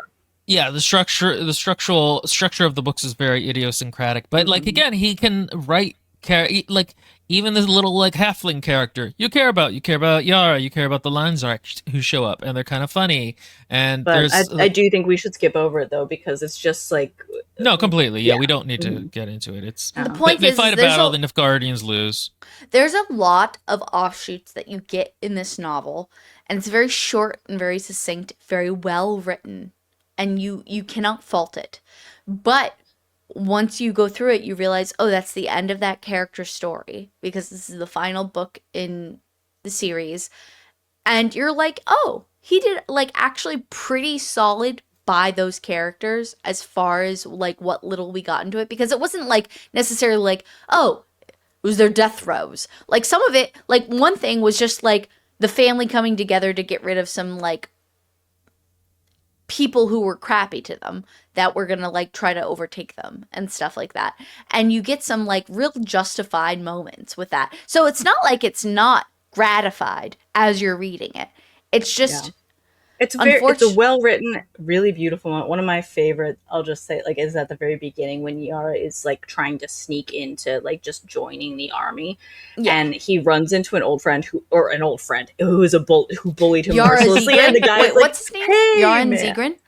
Zegrin? No, not Yarpen Zegrin. It was someone else, like Mel. I forgot. We haven't heard Wasn't of it them. another but- dwarf though? I'm There's not another gonna- dwarf there, but There that's is, not but they what weren't she's talking here. Regardless, just this little moment where like he like joins this troop, like he almost gets assaulted by like these men on the road. Oh yes, And yes, like, yes, and yeah. his friend is like, "Hey, man, look, we're joining the army together. Isn't this great?" He like Yara is like, "I was almost just like raped by like this creepy man that you're with. Also, you bullied me mercilessly." And then like pages later, they finally get there. They're joining the army, and Yara's friend is like, "I'm starting to think those men we were traveling with were bad men." And Yara's like, "You don't say." Yeah, And buddy. you know what? As a side note, Yeah. Chris like really brings up the main point. The problem is that Yeah, at this point, Yeah. you really want to go back to the main cast, and they don't let you. Yeah, but He doesn't let you. And when we do, we go back to Ciri. I think so. We start with this is a montage basically of Ciri going between worlds and times. She's looking for the right world in the right time to help Geralt and Yennefer. So we montage of like all of these different places. We get paved roads. At one point, she's like, "What's going on here? Things are on fire, hanged bodies." Some of the worlds are more beautiful than the ones that she's known. Some of them are just fundamentally confusing to her. Some of them, She shows she's like, up "I in France really at one hope point. this is not my world because this shit sucks. And I'm going to choose to believe if this is my world, it's in the past and not the future." Like, there's And a then, lot happening unfortunately, there. due to series explorations, a flea attaches itself yes. to her. In one particularly bad universe, a little flea hops onto her. There are like you get this is the plague essentially. The Yeah, she plague, shows up in the plague. Black Plague, and she's like, "This is weird. I'm out of here." But a flea hops onto her, and then hops out when she's in her world. And you think it's not going to matter, but then like you realize, oh, this causes a plague in 2 years that is going to kill. It hops on a little cat and or a rat. And the cat, no, the cat it's eats the fine. rat. The cat has a Yeah. seizure later on towards the end of the novel, and it's actually like really sad because it tells you all about Ginger. Tells or you the about heck his Ginger the name. cat. Yeah. And then didn't the like cat, that. and then when the lady's like, "Oh, thank you, cat, for giving us all your lives that you gave us," like the flea jumps onto her and bites her, and so that's the beginning. Chris, it's Yeah. like this montage is like making you walk through the veggie aisle to get those sweets, or are you talking about the Yara stuff? Yeah, probably. I But- think the thing about it is that this kind of jumping between worlds, this is part of why the author is trying to do the distance narrative subjectivity Correct. thing I was talking about. Correct. Is that Siri is now viewing the worlds through this kind of like, oh, Godlike lens. yeah. And wrong so like, place, wrong time, and she decides very quickly if it's the Yeah. wrong place at the wrong time. yeah. and- And so he, no, go ahead. I was just gonna say at one point, we flashed to Nimue's perspective. She's getting railed by the Fisher King. She's on like by the side of the I the remember. beach. They're And, young. That was hot. Yeah, they're. I think they're a little younger at this point. And they were, like- They're younger and hotter. And then yeah. the hot young Geralt that we won't say is Geralt It's is like, Fisher King. not anyway, Gross. It's Cancelled. not- But then Nimue sees Ciri on Kelpie appear above the lake, and she's like, "No, shit!" And she's like, oh, "The Fisher King is so heavy, and he's really into what's going on right here, right now." And Ciri's like, "Whoops, sorry, didn't mean to interrupt. Wrong place, wrong time. See ya." runs And off. she's like, "No, the one thing I'm so obsessed about is just left." That's so funny. Is it not? Oh, I thought it was that's where her obsession with Siri started. She was is that already she- obsessed. No, with she was Ciri. already obsessed. Oh, I thought. Okay, Because I we had misread her. that. She was in the previous one as like Yeah. a little girl listening. She to cared a stories about shit Yennefer ton and about the that. Witcher. And then she Oh, saw it okay. and she was like, She was I like, "No, missed the my one one thing." opportunity. I liked it though as like a moment of like, oh, this is why she's been because we're still using that frame story mean, every once in a while. no, even though but we no. haven't talked about it. But That is But, what leads her to the unrelenting obsession. But prior to that, she had been very interested She was into still it. she was obsessed So- before, Yeah. and then she was just like, "This is my whole life now. I must Siri. Siri is my whole Yeah, the it best makes sex of my all of a life is sudden her- associated with yeah. a young girl on a black her horse. obsession. Yeah, her obsession with Siri, like kind of, you're like, oh, that kind of makes more sense than why she's like, I need to know the real story. I'm getting a dream intern to do it. And The Siri's other thing getting that's mentioned exhausted. very- Oh, sorry. It's mentioned very briefly, and it's kind of not super important, but I think thematically, it's talked about how that the world that Namu and the Dream Intern are in is going to slowly freeze over the next Correct. 3,000 years Yes. and won't work. And again, I think that speaks to the themes of like the relentless tide of time and how that can Yes. kind of destroy all small peoples and things. And so I do think that's very much a theme that he had in mind when he was writing this book, and why certain decisions he makes that otherwise just don't make sense kind of make some sense. Yeah, that's why sometimes when I'm reading his work, I almost think to myself, dude, bruh, why didn't you write a sci-fi? Like, the sci-fi thematics align way more. I don't think so No, no. necessarily. No, not necessarily. Like, look, you can write any theme you want into any novel you want.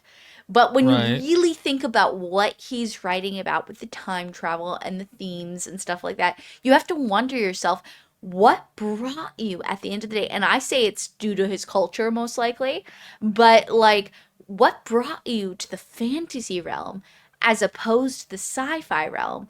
Because this reads so much more heavily of sci-fi once you read the whole goddamn series.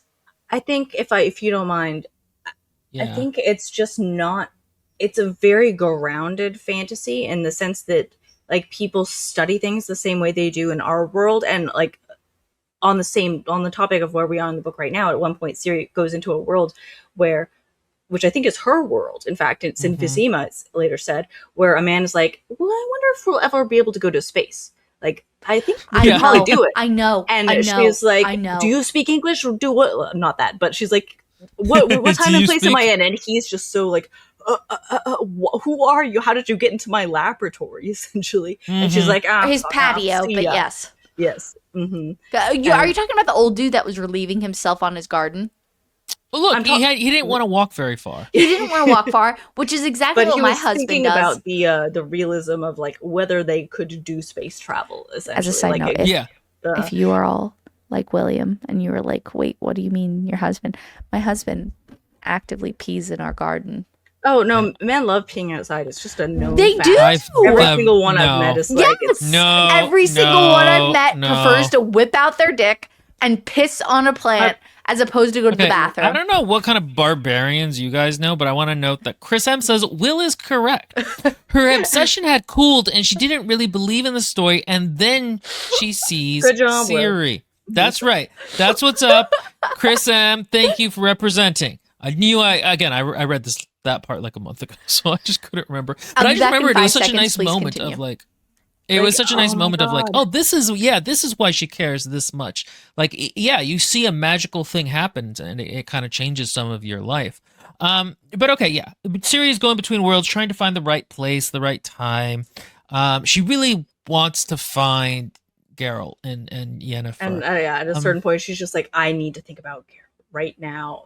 If I think about him really hard, maybe I can get there. Mhm. And if you want to, It actually almost happens for a second where she's it was like, so oh, frustrating. yeah, she's like, oh, I thought really hard about him. Oh no, I'm in this frozen place. I got to get out of here. And then It's we cut to snowstorm. Geralt being like, that's weird. There's a horse here whose hooves just disappear halfway through, like their hoof prints. And it was like, oh, She was I right like there, and because they're in the middle of a snowstorm, it's been snowing. Yeah. I forget who. See, it's like Angoulême is like, there's fresh horse prints. Someone was here, and like Regis is like, there simply cannot be fresh horse prints. That's crazy. It's not doesn't make logical sense. And Milva's like, no, those are horse prints. And Geralt's like, I need to follow them. They follow it. They just disappear suddenly, and Geralt's like, I don't know why I felt like I had to follow those, but Yeah, I it was absolutely sad. did. It was really sad. I was like, no, we were so close. you're so close. And then I think she teleports to an inn, the Black Cat Inn, where she is like exhausted. She's like, finally, I can have like a drink and chill out for a second. And she just has a dream about Aridin and Geralt and Yennefer. Mhm. Oh, do we have to talk about Forrest Gramps? No, we don't. There's a part with like, I feel like this is him trying to subvert an expectation, but it's just not needed. It's a sense of sexualized violence. It's a scene of sexualized violence against Siri that just feels out of place and weird. And yeah, okay, guys. While we're talking Mochi about the this cat. I'm smiling not at what Will's talking about, but Right, about yes. the cat. that cat does look That's a really really good alarmed. pose. That's prone. The prone pause. Yeah, she looks really, really. It's so funny. But yeah, it was the moment in the book that I need Katie to be off screen doing that before I can keep talking about it. Yeah, it We was the can't moment in talk the about book sexual that I violence with felt the was cat. the most like there for shock value. It just was like, why are you doing this to this character? Yeah, essentially, It's there's yeah, Katie, you that's jumped how he in with felt. the cat right when we were talking about Talking about Forrest sexual Gramps. assault, so that's oh cool. shit! Oh shit! Oh shit! Yeah, yeah, that was weird. I That mean, was a look, little dancing. weird. look, cat and pussy. No, Metaphorical. no. Anyway, essentially what happens Anyway, is Siri goes to this uh, place. There's this gross old man, and he's like, "I'm Forrest Gramps," and she's Oh like, God, I'm you guys hungry. Wait, And, no. What I and just then- said is completely not appropriate for this scene. We know. That's This what we scene- said. This scene is actually by far the worst scene in the whole It book. shouldn't and be I there. think I it wish should have been Or cut. series. Mhm. Yeah. Because it's so pointless.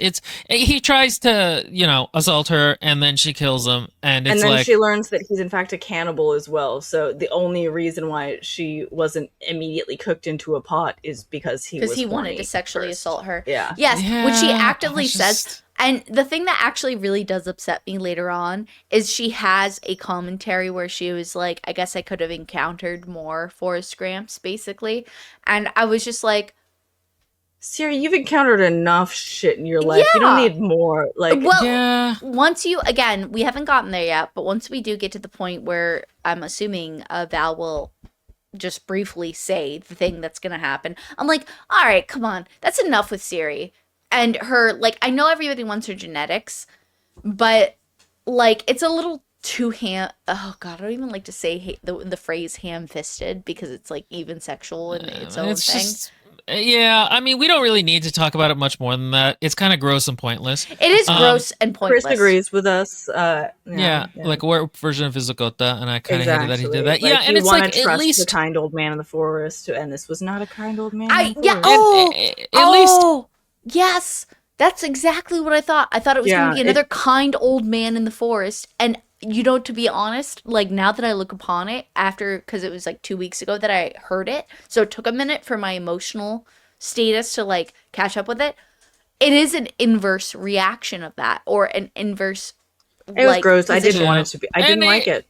And at least like people wanting Siri for her womb has some greater themes attached This to is it just about like stuff. This is It just like gets a little too dark. humanity It sucks. gets a you little thought it was too a dark. cute gnome, and it's not. Okay, so she eventually, what she decides to do is she decides to appear where Yennefer is being kept in the tower. That's the next thing that happens, right? Well, the next thing that happens is she reappears where with the Lady of the Lake with Nimue and Conduira Beers. Oh, you're And right. they're ready for her this time. And Nimue is like, hell yes, finally my redemption story.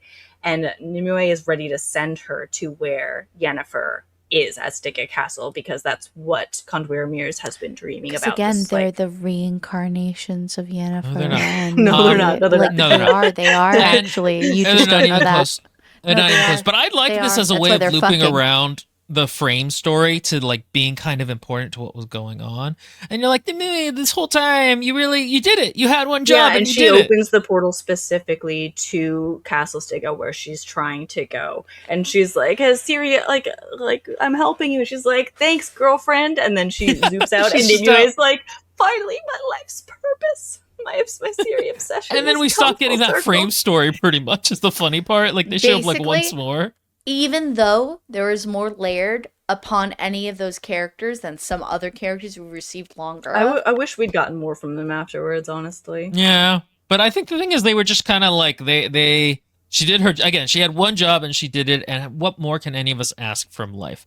Okay. What At Siri this point, does she's at Stigga Castle, rather, and oh my god, is this where it starts to? This is the Really scene. go I hate downhill. this part. I hate this so part. much. I hate part's this part. weird. Okay, wait. I'm gonna say it because I feel Go like for I it. can competently just tell you. So, unfortunately, Siri gets taken as a prisoner. She gets. Vilgefortz does a little villain monologue. I was gonna say soliloquied. Well, She gets okay, so to- she hands herself in, to be clear. She's like, she's like, take me, let Yennefer go, and Vilgefortz is like, no, I'm just no, gonna take you." dumbass. Yeah, which was so frustrating, but okay. And Siri, sorry, just to lay down the ground rules. There's no magic in this place. It's essentially like a chastity belt for magic. You can't do magic in this zone. Like zero Yeah, magic. accurate. So Siri cannot get out of here with her normal time shenanigans. She can actually, as we learn shortly thereafter. But it's very Do we? yeah. She goes down the hall. But Well, just okay, walk. but yeah, it's after that. At the time that she's there at the beginning, she can't. She mentions that she's like, well, I think that's very contrived. Honestly, personally, a magic Again, I hate castle. this part of the book. I'm going to be critical. I think it's incredibly contrived because later on, regardless of whether, like, there might have been a small hint at, like, why she could do it later on. But later on, she thinks to herself as, her attacker is about to attack her. She's like, I'm going to use the power. And she starts, squeezing her head. And the person looks at her and is like, oh no, she's doing the thing. And he runs after her. And she does do the thing, but only slightly in position, and she's down the hall, and that's where she runs from. So what that tells me is that regardless of her control over it, she still has some control. That's not the point, and it doesn't matter to me either way. It's because she'd be emotionally terrified regardless. So, like, I don't care. It all is believable to me. Like, none of that is like a lack of believability. It just, she still has the power. It's limited in whatever regard there is. I think it's because Dimeridium is a queller of the magic that they know, but this is a That's slightly fair. different kind of magic. But That's fair. anyway, The point is, though, is as soon as Ciri shows up, they're like, oh, look at you uterus. Look at this uterus. It's so gorgeous. Let's impregnate the uterus. And it's like, okay, I get it. You're really evil. You're like really against. But like, did you need to be this evil? it was just so evil. It was so evil. It's like, oh, we're gonna. It's not just mustache twirling. It's like lightning crackling, mustache twirling. Like, this isn't even really the actually- reason why it's upsetting. Yeah, I was to me, gonna say- because like we've been building up to this for a while. We knew Right. this was going to happen. Fair enough, It wasn't yeah. even that evil because Yeah. he was like, "You're not even going to give birth to it. I'm not going to do anything gross. It's just going to be put. It's very Exactly. scientific. It's a scientific exchange Yeah. between like, I just need the genes that you have. That's all. Like it wasn't that much, but we knew this was coming. The But it's rest still- of this scene is what pissed me off. But Yeah. what I'm gonna say is, it was compounded with so many other scenes of this Fair enough. that it felt overtly pornographic in a dumb way, not in a literature way, I not don't know. in like I thought it was funny. I got to be honest. I love how mustache twirling Villefort is. What frustrates me is that Ciri came in to do this to begin with without a plan. I was like, okay, that's a little stupid. no, But- that's super stupid, and I still don't get it. But She wanted to save Yennefer. Like that was her thought. She wanted That to was get just back to the only Geralt one. to save Yennefer. Yeah. I will say, like, Vilgefortz is a compelling villain. I remember him and Geralt talking back at the Isle of Thanet, and he has been consistently just that guy who loves to hear Mhm. himself talk the whole time. And he's just getting increasingly worse as he loses body parts. And, Yes. and like now he's Yes. lost his like shine of respectability essentially. But I will say the journey from him and Geralt's conversation prior in his tower about who loves Yennefer more. That wasn't really what they were talking about. No. But it was like the preface, right? And so, like, from there to this is like an incredible jump. And I think overall it's well done. But I think there's like a certain gap that's missing in interesting level of like, how did he get from one slight extreme to the next I don't know, like. So Vilgefortz has had this plan in his head for a really long time. Before, he was just sort of testing the waters with Geralt, and you learned from that discussion, even when he was skirting around his plan, that No, I like, this get guy that. has a severe lack of empathy, and No, I this is get him that. not masking that anymore. I get that too. So It was just like, I mean, again, it's fine. I think it's not poorly done. I just, Vilgefortz doesn't bother me. Like, I think he's a Yeah. compelling villain. I think he became a scrambling little crab of a man way too quick. Fair I enough. like that. I That's think a for good me it helps that description. he's not the only villain in the piece. So you do have on here being like Yes. a more nuanced villain. You even have Bonaparte being a more kind of a different kind of villain who's not as undercut. They're a little even though bit he's more too undercut here. unmasked here, which is whatever. I felt that in the last book a little bit with Volgaforts, but I mean, like, it's not unjustified. Like, you've built up to this point a little bit. It just felt a little bit Okay. boring. Yeah, it's one of these things. It's boring I can to me. run through what Yeah. happens in a scene quickly. Yeah, go if ahead. You guys would like.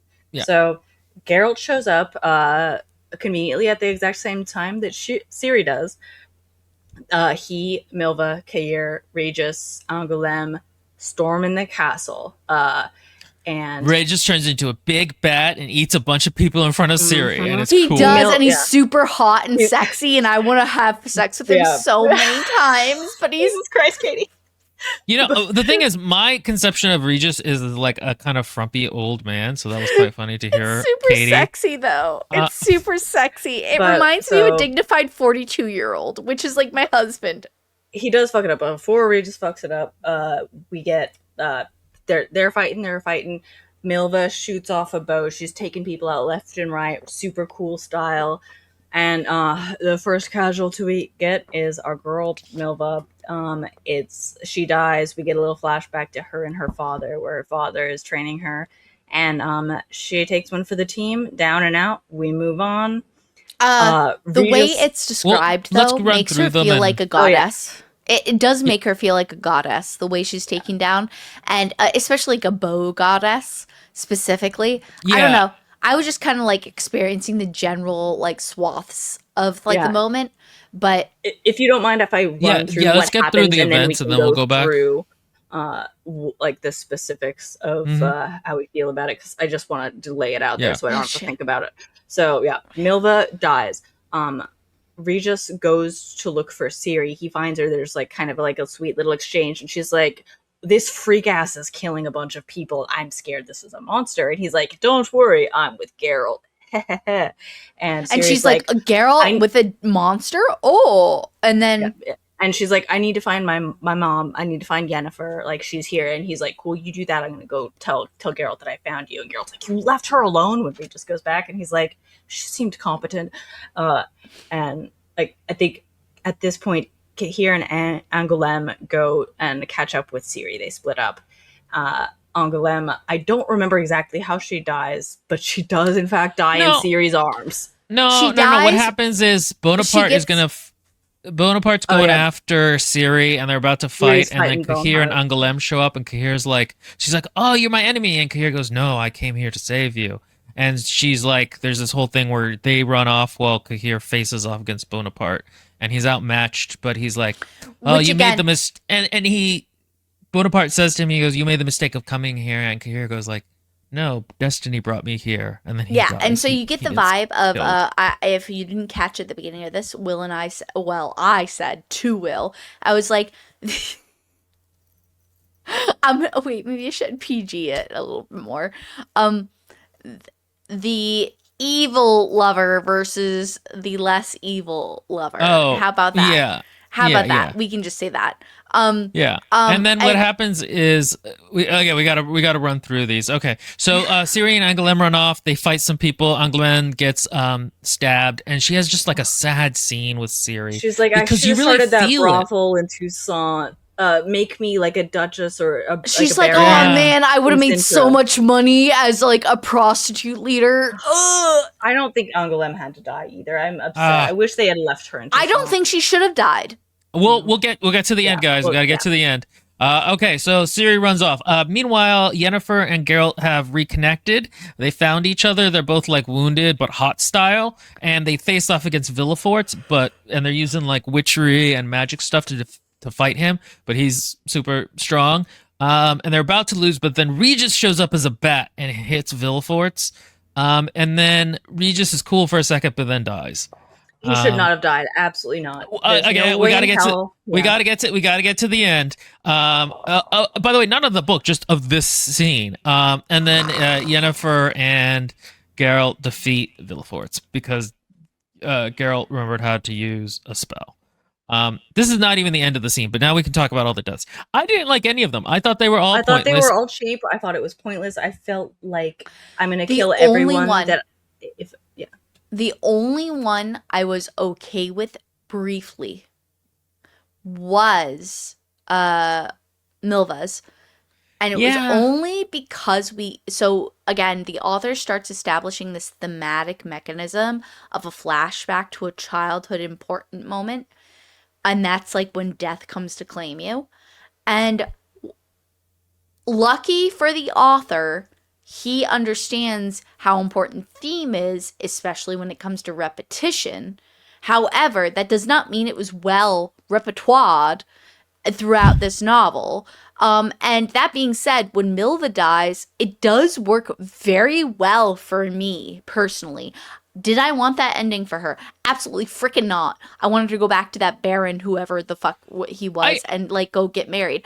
But out of all of them, the Yeah. way it was framed felt most dignified for her.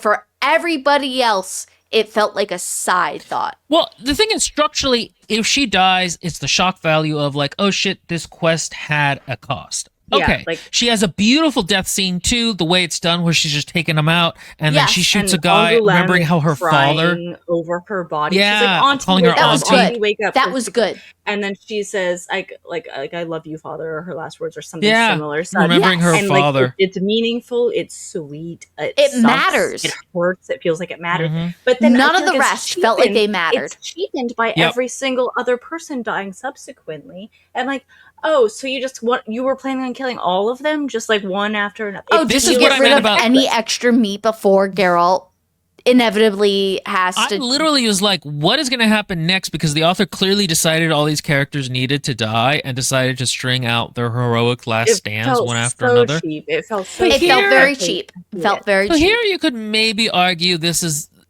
Destiny brought him here. He Again. was a hand of death. Like, there's something An thematically evil going on suitor there a little bit. versus but a positive suitor. So Well, I could it would see be- that. it'd be different if he had, like, killed Bonaparte or something. He just dies. Oh yeah, does he Angoulême not kill? really has no reason to die, and happens? Regis He bleeds really out, has I no think. reason Or to die. no, wait. Asiri kills Bonhart, right? Yeah, but that's what I'm saying. Here doesn't even kill him. Like, he just dies. See, There- that just there's- like gets erased in my mind. The point is in my mind, thematically, it would have made sense if he killed him. Yeah, it's so frustrating because it really does just feel like, oh, these characters we spent 3 books getting you to like, they're all Never gonna die one mattered. after another. It was all bullshit. And Yeah. yeah. Wait, do I? I don't even know if I can almost quote it in my head, but there's like the scene where the last person who dies is Regis. He like Mhm. is He's a shattered. lump of nothing. And like I'm so Yennefer pissed. says, who was that? Was that a human? And Yeah. Geralt was like that. He was the most human of the epitome of humanity. Yeah, the Geralt says, epitome of- and then he's like, "How are you, Yen?" And she's like, "Ow, I'm in a lot of pain." And I'm like, "No, he doesn't. No, don't do this. he deserves more. He deserves more than No, He that." deserved way more than that, especially considering the level of like again earlier in the novel, this novel itself, he demanded more respect from the reader too. He said, "Hey, he's tell the only me more." person. Yeah, And literally, he's a the only person higher that. vampire. He's a higher vampire. It's so stupid. And then he was just like, "I'm not here for being careful. I'm here for killing." And it's like, no, Like, that I seemed guess, dumb. like the maybe like the sense that he's like losing it with the blood. I don't buy it. Yeah, I don't buy disagree. it. Chris says I he was disagree. falling off the wagon. I don't even think. I don't even know. I think the author just literally wanted them all dead for some reason, and That's what it felt like, It's- and I felt it's what I feel said. He insulted by backfills it. Wait, Yeah, like, and it this- feels really inorganic. I didn't gonna cry pause. during this part. This part I didn't because like I was pissed when I read it the first time. I was pissed this time. Like this part feels so cheap. It feels so contrived. Mhm. It feels like a checklist of like trauma. Okay, this sucks for everyone. Fun. It feels like that. It feels like any other cheap wrap-uppins, which is not a term. Wrap up and Wrap-uppins that I've ever seen. Also, Non-Anandi said, "I am so excited for you guys to go through the stories of the games next, which is something I just made up in my head and will wait now for." And we I'm just like, We've talked we about have mentioned before going through them, but I think we're gonna have to wait a bit. it. Yeah, we need a little Well, detox. we before need gotta some play. detox. Yeah, we gotta play it though, because because this has been a lot. Okay, yes. So, and then after this, there's a moment where Ciri then fights Bonaparte and wins. I thought it was outside of his rapiness, it's an acceptable end to this plot line. I thought it was I felt weird like that he wanted to have sex with her. I thought it could have been totally justified just for him to want to dominate her yeah. as a combatant. Well, and that's the thing is his abuse of her had been so intimate that it feels just like taking it into the sexual realm just makes it It feel cheapens it. it cheapens it, and it's Yeah. and it's not as creepy, and it's just like, oh well. Again, this book everybody's just like gone on Viagra or something. I really feel like this feels so. I'm gonna say a controversial statement. Everybody, get ready. Get your panties ready. I think That was this gross. final book is the equivalent, granted, much more competently. Yeah, obviously, I think this is the equivalent of the Game of Thrones finale movie / I show, don't whatever. Think so. I think that's No. a little, But that's a bit much. no, wait, I already said I already premised this is way more competently written. So like, but it's the equivalent of it. No, Within within his own world building. It is the equivalent of it. It's not that bad. You have to understand, the Game of Thrones finale was so bad, it screwed up all fantasy TV series after it. It screwed up the entire series. Nobody wants to rewatch that series because they think it's going to be stupid. And it's also slightly screwed up long-running series in general because everybody's like, well, if we're just going to get to Game of Thrones, no one can watch Game of Thrones anymore. That series was so bad. That's how I That feel is not the case. about reading a long-term fantasy series after reading this.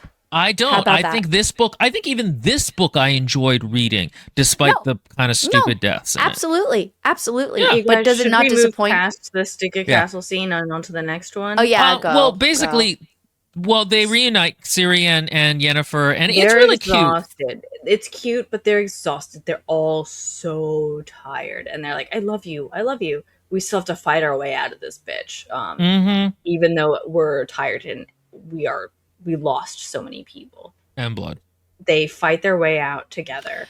And then they run into our boy Emir Var Emrys, and we get a scene. Are you okay, Katie? Are you gonna make it? You know what it just reminded me of? I'll wait till you get to it. Go. One thing really quickly I will say about this scene. It's so... It gripped my heart, even though these characters have not been together for 3 books on screen. I actually like this next part. I think this next part is fairly well written. Yeah, no, that's all fine, actually. I can. Should I run it down first? Yeah, or will please. you have something to say? No, you go ahead. I'll talk about it after. Okay. So, Emir walks out. If you don't know this by now, Geralt has not seen Emir in the flesh, like, pretty much ever. And then he's like, the narration says, I'm not surprised. Geralt thinks this. And he's like, hello, Dooney. We realize that Emir Var Emrys, the King Emperor of Nilfgaard, is Dooney, Ciri's dad, the guy who was a little porcupine creature who married Pavetta way back in the first short story. So let's just all say that Katie's initial reaction was vomiting into a bucket. And I was just like, yeah, you didn't know this was coming at all, did you? And I want you guys all to remember that I met Dooney through the TV show prior to meeting him through the book. So I expected this like little dumbass little character, whatever. And after seeing him like this, I was like, he wants to like procreate with his daughter. Well, we haven't even gotten to that part yet. Yeah. Well, I already knew that from the get-go. Yeah, well, so him and Geralt go off and have like a small talk. And Geralt is together a while ago. After I learned about Ciri's kind of incestuous family line and like the way that people have been trying to sort of breed the Lorador gene, and he's like, I was pretty sure, and because Dooney. Emir Var Emrys was like, you recognize me? He's like, no, I don't recognize you. You look crazy different. But I did piece it together. And he does his little explanation. He's like, it's just for this. It's not like, I'm not going to like it. I'm not going to like the fact that I'm going to have to bang my But for the better world, we got to do this. But it's for the better world. I've been planning this. He's like, I never loved Pavetta. Calanthe was always conspiring against me.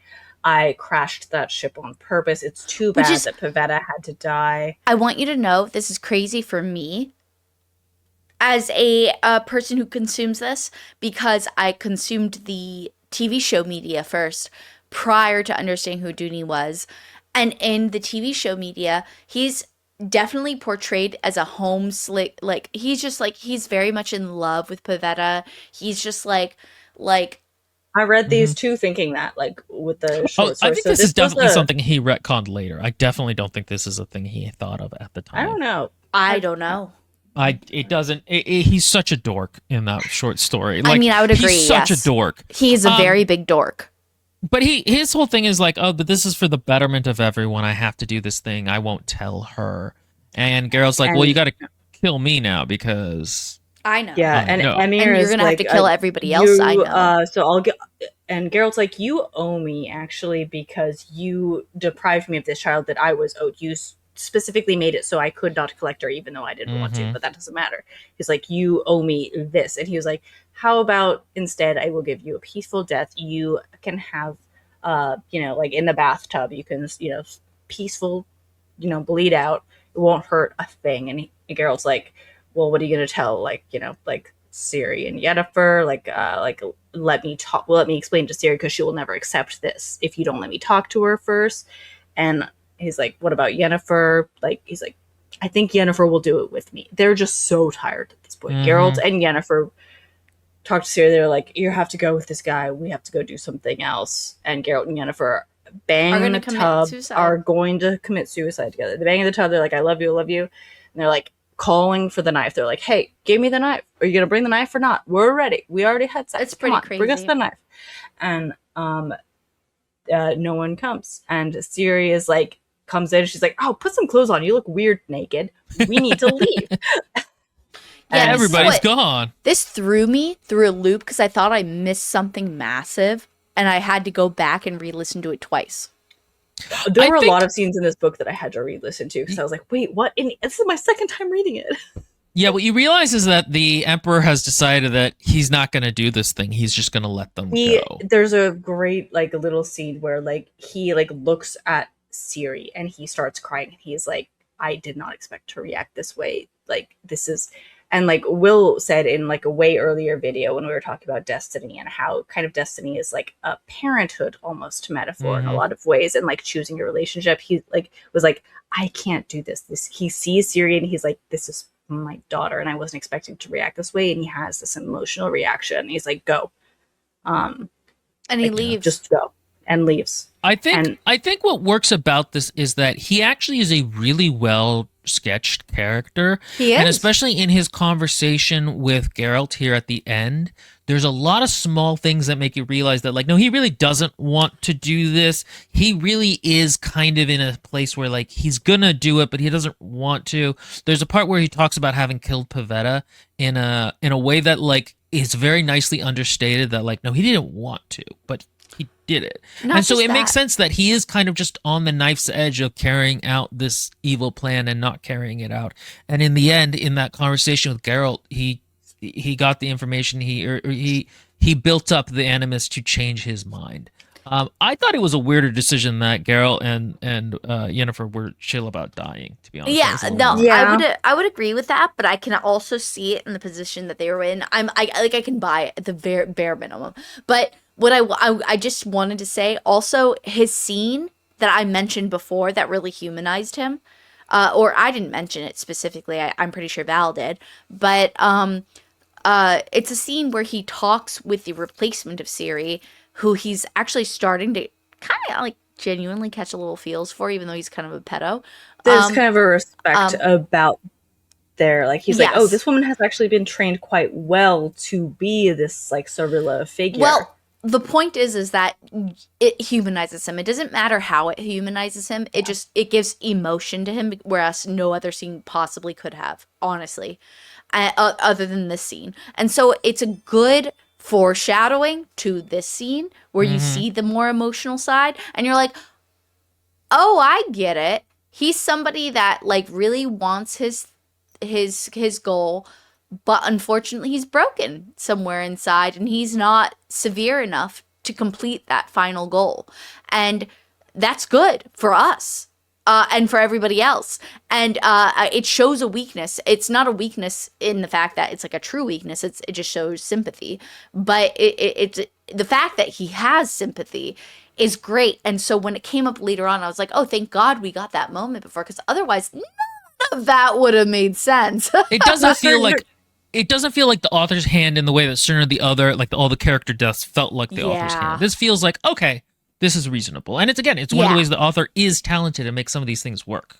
And I want to say again, this book to a certain degree holds you hostage a little bit because you love the characters. This guy is really good at writing, and we just hated on the Battle of Stygesene so much. It sucked so bad to read. It was bad. It was a bad scene. And then we go into this scene, which is a scene where it is revealed that Ciri's this is an incest reveal like plot scene, and it's Yeah. a really well handled, strangely, Yeah. like well written and meaningful, and it kind of hits you in like the heart in a bizarre way right after that, like all of those stupid deaths. And like this author is so talented, and that's why like I love this book series despite its flaws. Like he has just a way of making you care about the characters so quickly. He's so good at making you No, you're care. totally right. Like, And it's so fun to have the characters. Like when Ciri and Geralt and Yennefer meet up again, I was like, they're back together. I should not have this emotional attachment to characters who I've barely seen on screen for 3 or 4 books together. But I was like, but he does such a good "Aw." job of making you care Yeah. before he Again, splits and- them up. Yeah. Yeah. If you want to know how to build up a relationship between a character without providing explicit dialogue to build it up the whole way through, and also action scenes to throw it like the whole way through, this is a mix. You're gonna get dialogue, you're gonna get action, but more importantly, you're gonna get flashback. And the thing is like, I feel like this author really understands how to build sentiment, whether it's romantic or not. And the sentiment comes through the small interactions and the small pieces of trust that we are allowed to witness in some moments. And so please, if you are somehow made it to this point in this thing, note that it is important to not, like, I think a lot of people really value the concept of the revenge idea. I mean, it's like overt in anime. It's overt in a lot of American Western storylines. It's overt in Korean storylines. There's literally, it's called a revenge story. Like, there's like revenge.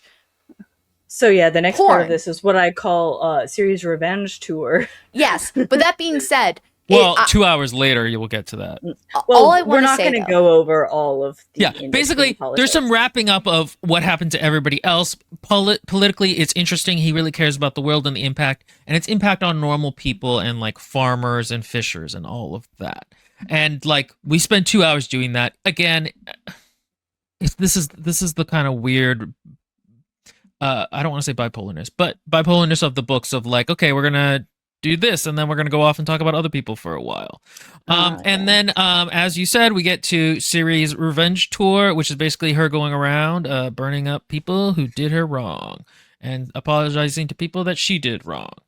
And yeah, and Geralt and Yennefer bang in between those moments. And at a certain point, Yennefer pulls Ciri aside, and she's like, Geralt probably won't like this, but we're gonna go talk to the Lodge of Sorceresses at some point. It's gonna happen.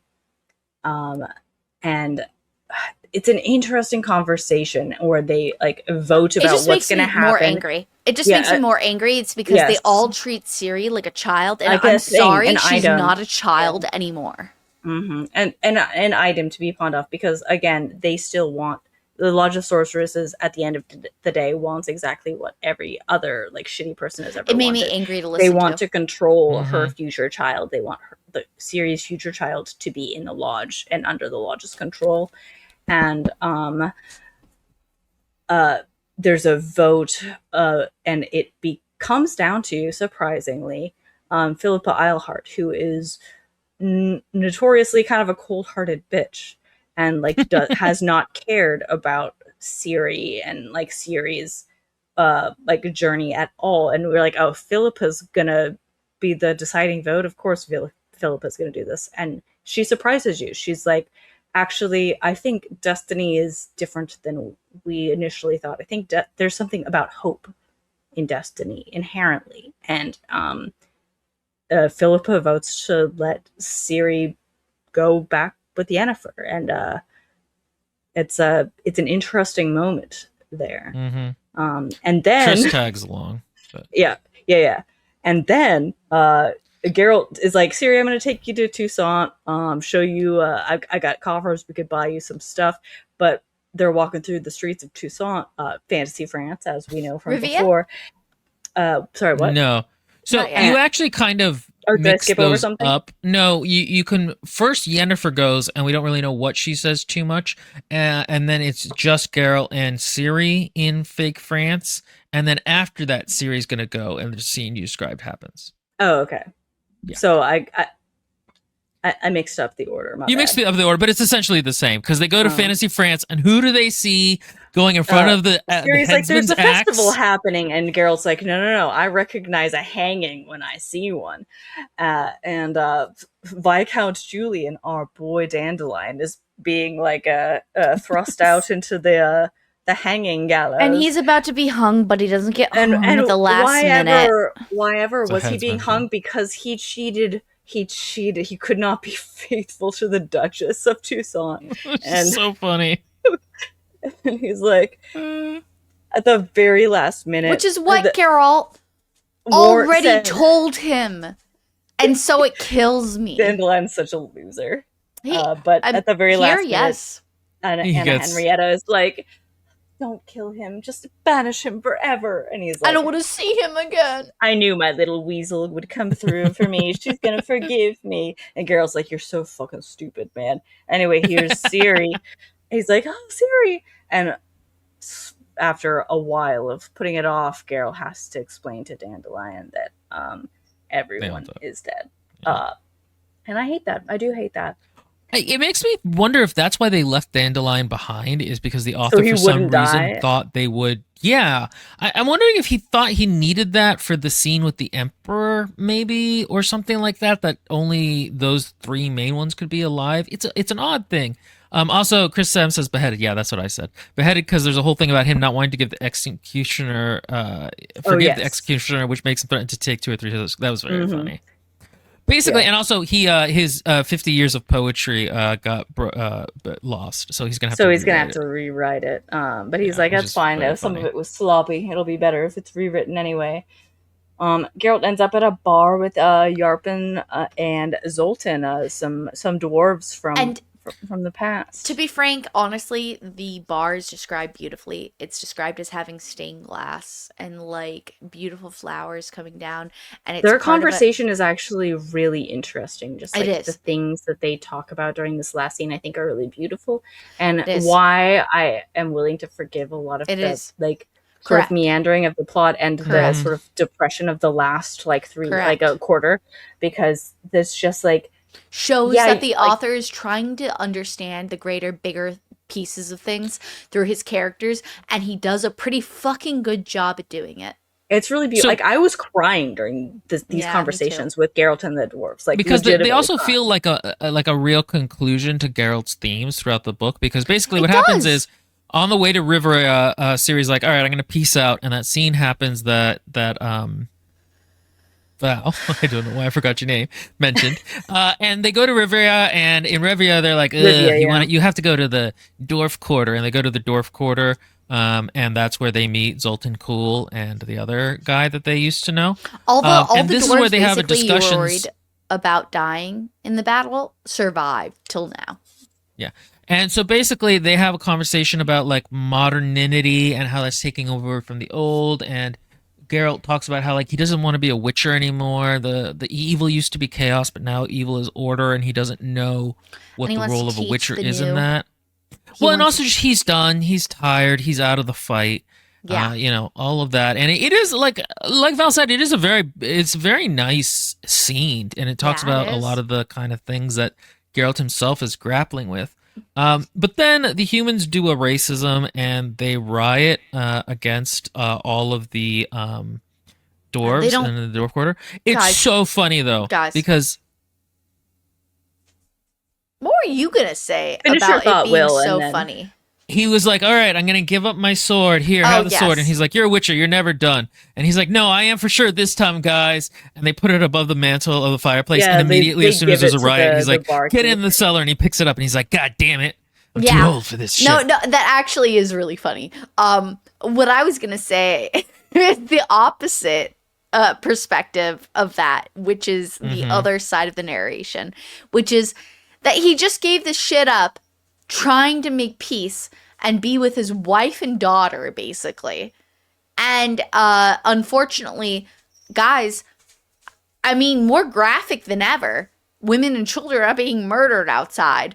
Dwarven women and children are being just like legitimately like slaughtered in yeah. the worst way possible. And he's like, well, god dang it, I guess I gotta go. And it's like, yeah, Geralt, if you don't go, I'm gonna be disappointed in you. So he goes, and what fucking happens, He gets impaled by a three-pronged pitchfork, as was a trident, foretold. otherwise known a trident, indeed, yes.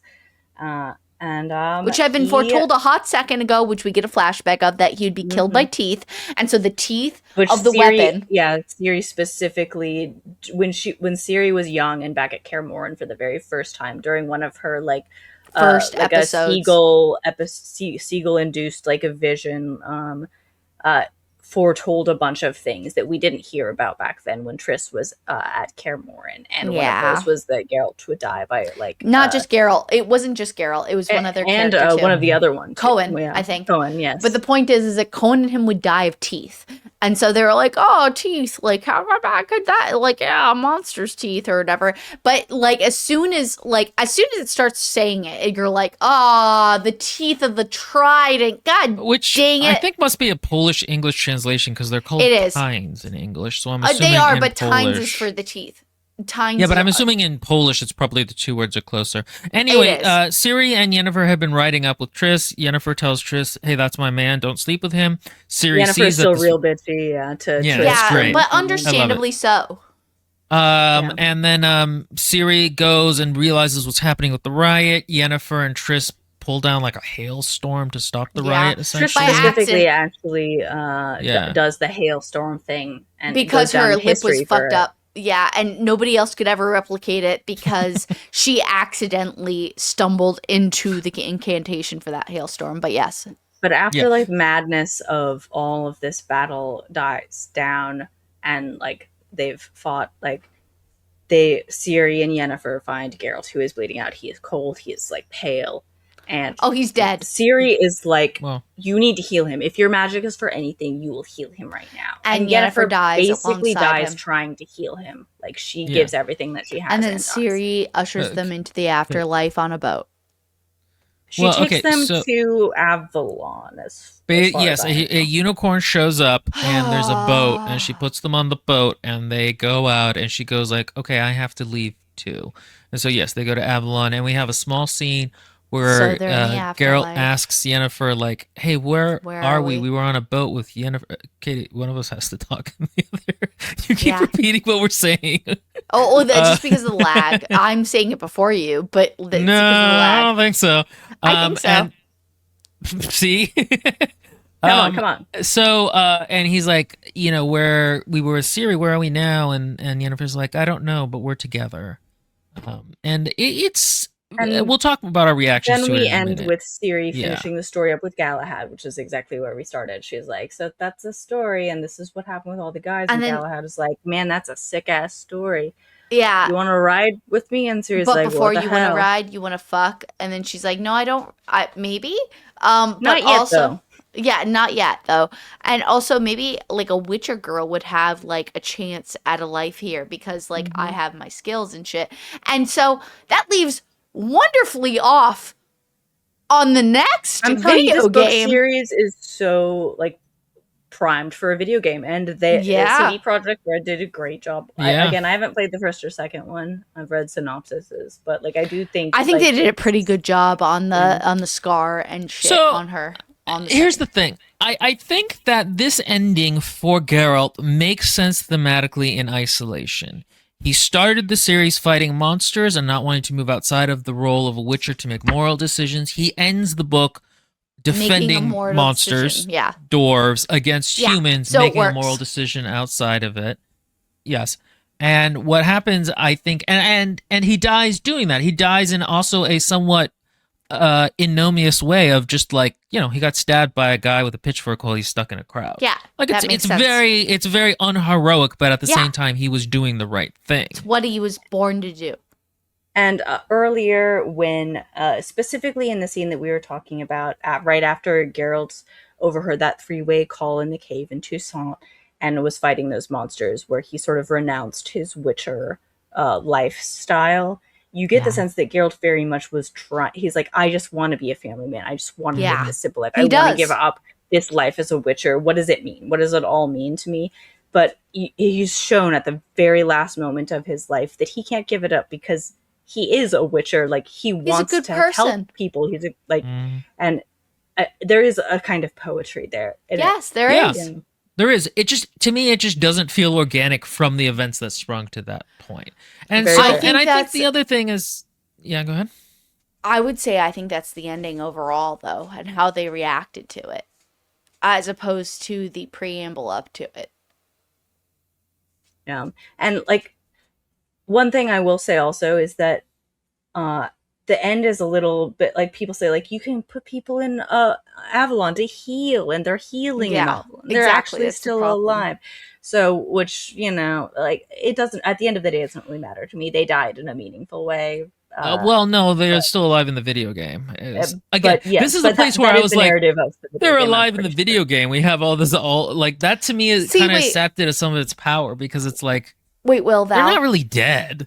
did either one of you finish the video game in full? I've I haven't played The played it. Witcher 3 all the way through multiple times. You have? hmm Okay, so where does it end on The Witcher 3? Well, it depends on exactly where you decide the end, because there's multiple DLCs. But No, we'll I talk know about that, but like Yeah. generally, what would you say? the Wild Hunt, who Eridan is part of, is defeated, kind of, and you can make a choice about Ciri, whether she's going to be the Empress of Nilfgaard, not married to her father. There's no incest in the video game; they take that out. That's interesting. Something's not that. Yeah. That's You lame. can. There's 3 different ways you can encourage Ciri's future, That's and a I little think lame. they're That going is lame. to Oh, make yeah. one canon version for the next game, Witcher 4. There's going to be a DLC. So, I think the thing is, as an end to the series, the other thing is that this series started in a way where you think it's going to be one thing and it isn't another. Yeah, I would agree. I remember us talking early on about Yennefer and Geralt's relationship and how Yeah. it depends on how he develops it throughout the novels. And the answer is he doesn't develop it throughout the novels. Yeah, that's correct. After they're separated for 3 really large books, and when they re-meet, they're both so tired and desperate to see each other that kind of interplay of emotions is just not. We don't really need to worry about the ways they can or can't settle down with each other, because by that point they've been through so much, those issues are kind of moot. And so I think it's one of these things where I don't hate this book, but I just Didn't like I it don't know, either. man. It's No, I There agree. are pieces of it that are deeply unsatisfying. yeah. It doesn't change how much I love the series as a whole, but it does, like, it traumatizes. I can see like, why. it's bad in It, some it ways. is. Yeah. I would say to most normal readers, be careful reading this book if you somehow magically across to this part before anything else. Be careful, because I could see how it could be very triggering in a lot of ways, and it could be very difficult to get through. But in other ways, I think it's an incredibly successful fantasy, and even in some ways, sci-fi, genuinely, novel, book. And the author is, we can't argue, he's talented. He's talented. We already Yeah. know that. Some of the best character work But in a one- fantasy novel Yes. series, I think. But I would say, you know what I'm most curious about is, I am very curious, especially considering the video games got me first on this more than anything. Actually, what got me more than anything was the soundtrack for the 3rd game. That is We what. got to wrap it up, Katie. We got to wrap it up. Yeah. We Yes, can I talk know. about this after. No, that's fine. But what I'm saying is, though, is that regardless of only that being my installation of it, I'd fully recommend all of these books to every single person. It's definitely worth reading. I'm glad. I'm glad you guys feel that way. And thank you for going on this journey with me and letting Yeah. me convince you to read the rest of them. It was a wild Okay. ride. I was gonna have us rank which books are best and stuff, but I think what would actually That's going to be fun different. is what would actually be fun is if we do a live stream where we do like That'd tier be lists so for the fun. books, which fuck Mary Kill with the sorceresses, Yes. your best, We should you just know what I do a mean? Absolutely. Witcher We'll just do a wrap-up bunch live of stream like for the whole Witcher channel, rankings honestly. and stuff. Yeah, we'll do it Yes, as a let's live do stream. that. It'll be fun. Yeah. Again, I think overall, and we can actually also just state our larger opinions on the series, because really is like we are tired and we are almost at 8 the out end of of 10. this. 8 out of 10. Felt disappointed, but I don't feel angry. I'm happy for what we did get. I'm happy for the moments that we Out of shared 10. despite this Out of 10. relationship. No, I don't do that. I don't do that No, kind you of have to. nuance. You have to now. No, I don't. No, yes, you It's do my too. podcast. I specifically think No, the it is 1 out your of 10 podcast. is. And while I fully It's 10 out of understand your 10 record, for me. Thank Despite you. its flaws, it will always be a 10 out of 10, 10 out of for me. 10. I just love it. Sincerely, I'll die on this hill. It sucks I would in some say ways. I don't It's care. 5 bananas out of angels. Don't fight him on this, Katie. So he's I not. don't- he I feels don't do- no. He feels it's a 7 out of 10, basically, guys. I So- don't do ratings. I don't do He ratings, doesn't do guys. ratings, but it's a 7 out of 10. Anyway, thank It's you all for clumsy and joining inept. us Thank you so on much thank for this you. joining us. journey. We will at some point, we'll do that live stream, which I think would be fun. We'll at some point do Season of Storms, which is the prequel, and at some point we will do at least Witcher 3. So stay tuned for all that. Thank you all. We love you, our parasocial darlings. And Chris, who's the And real Chris, shout out MVP. Chris. Chris, thank you for Chris. being here. Chris. Bob. Chris. Bye, guys.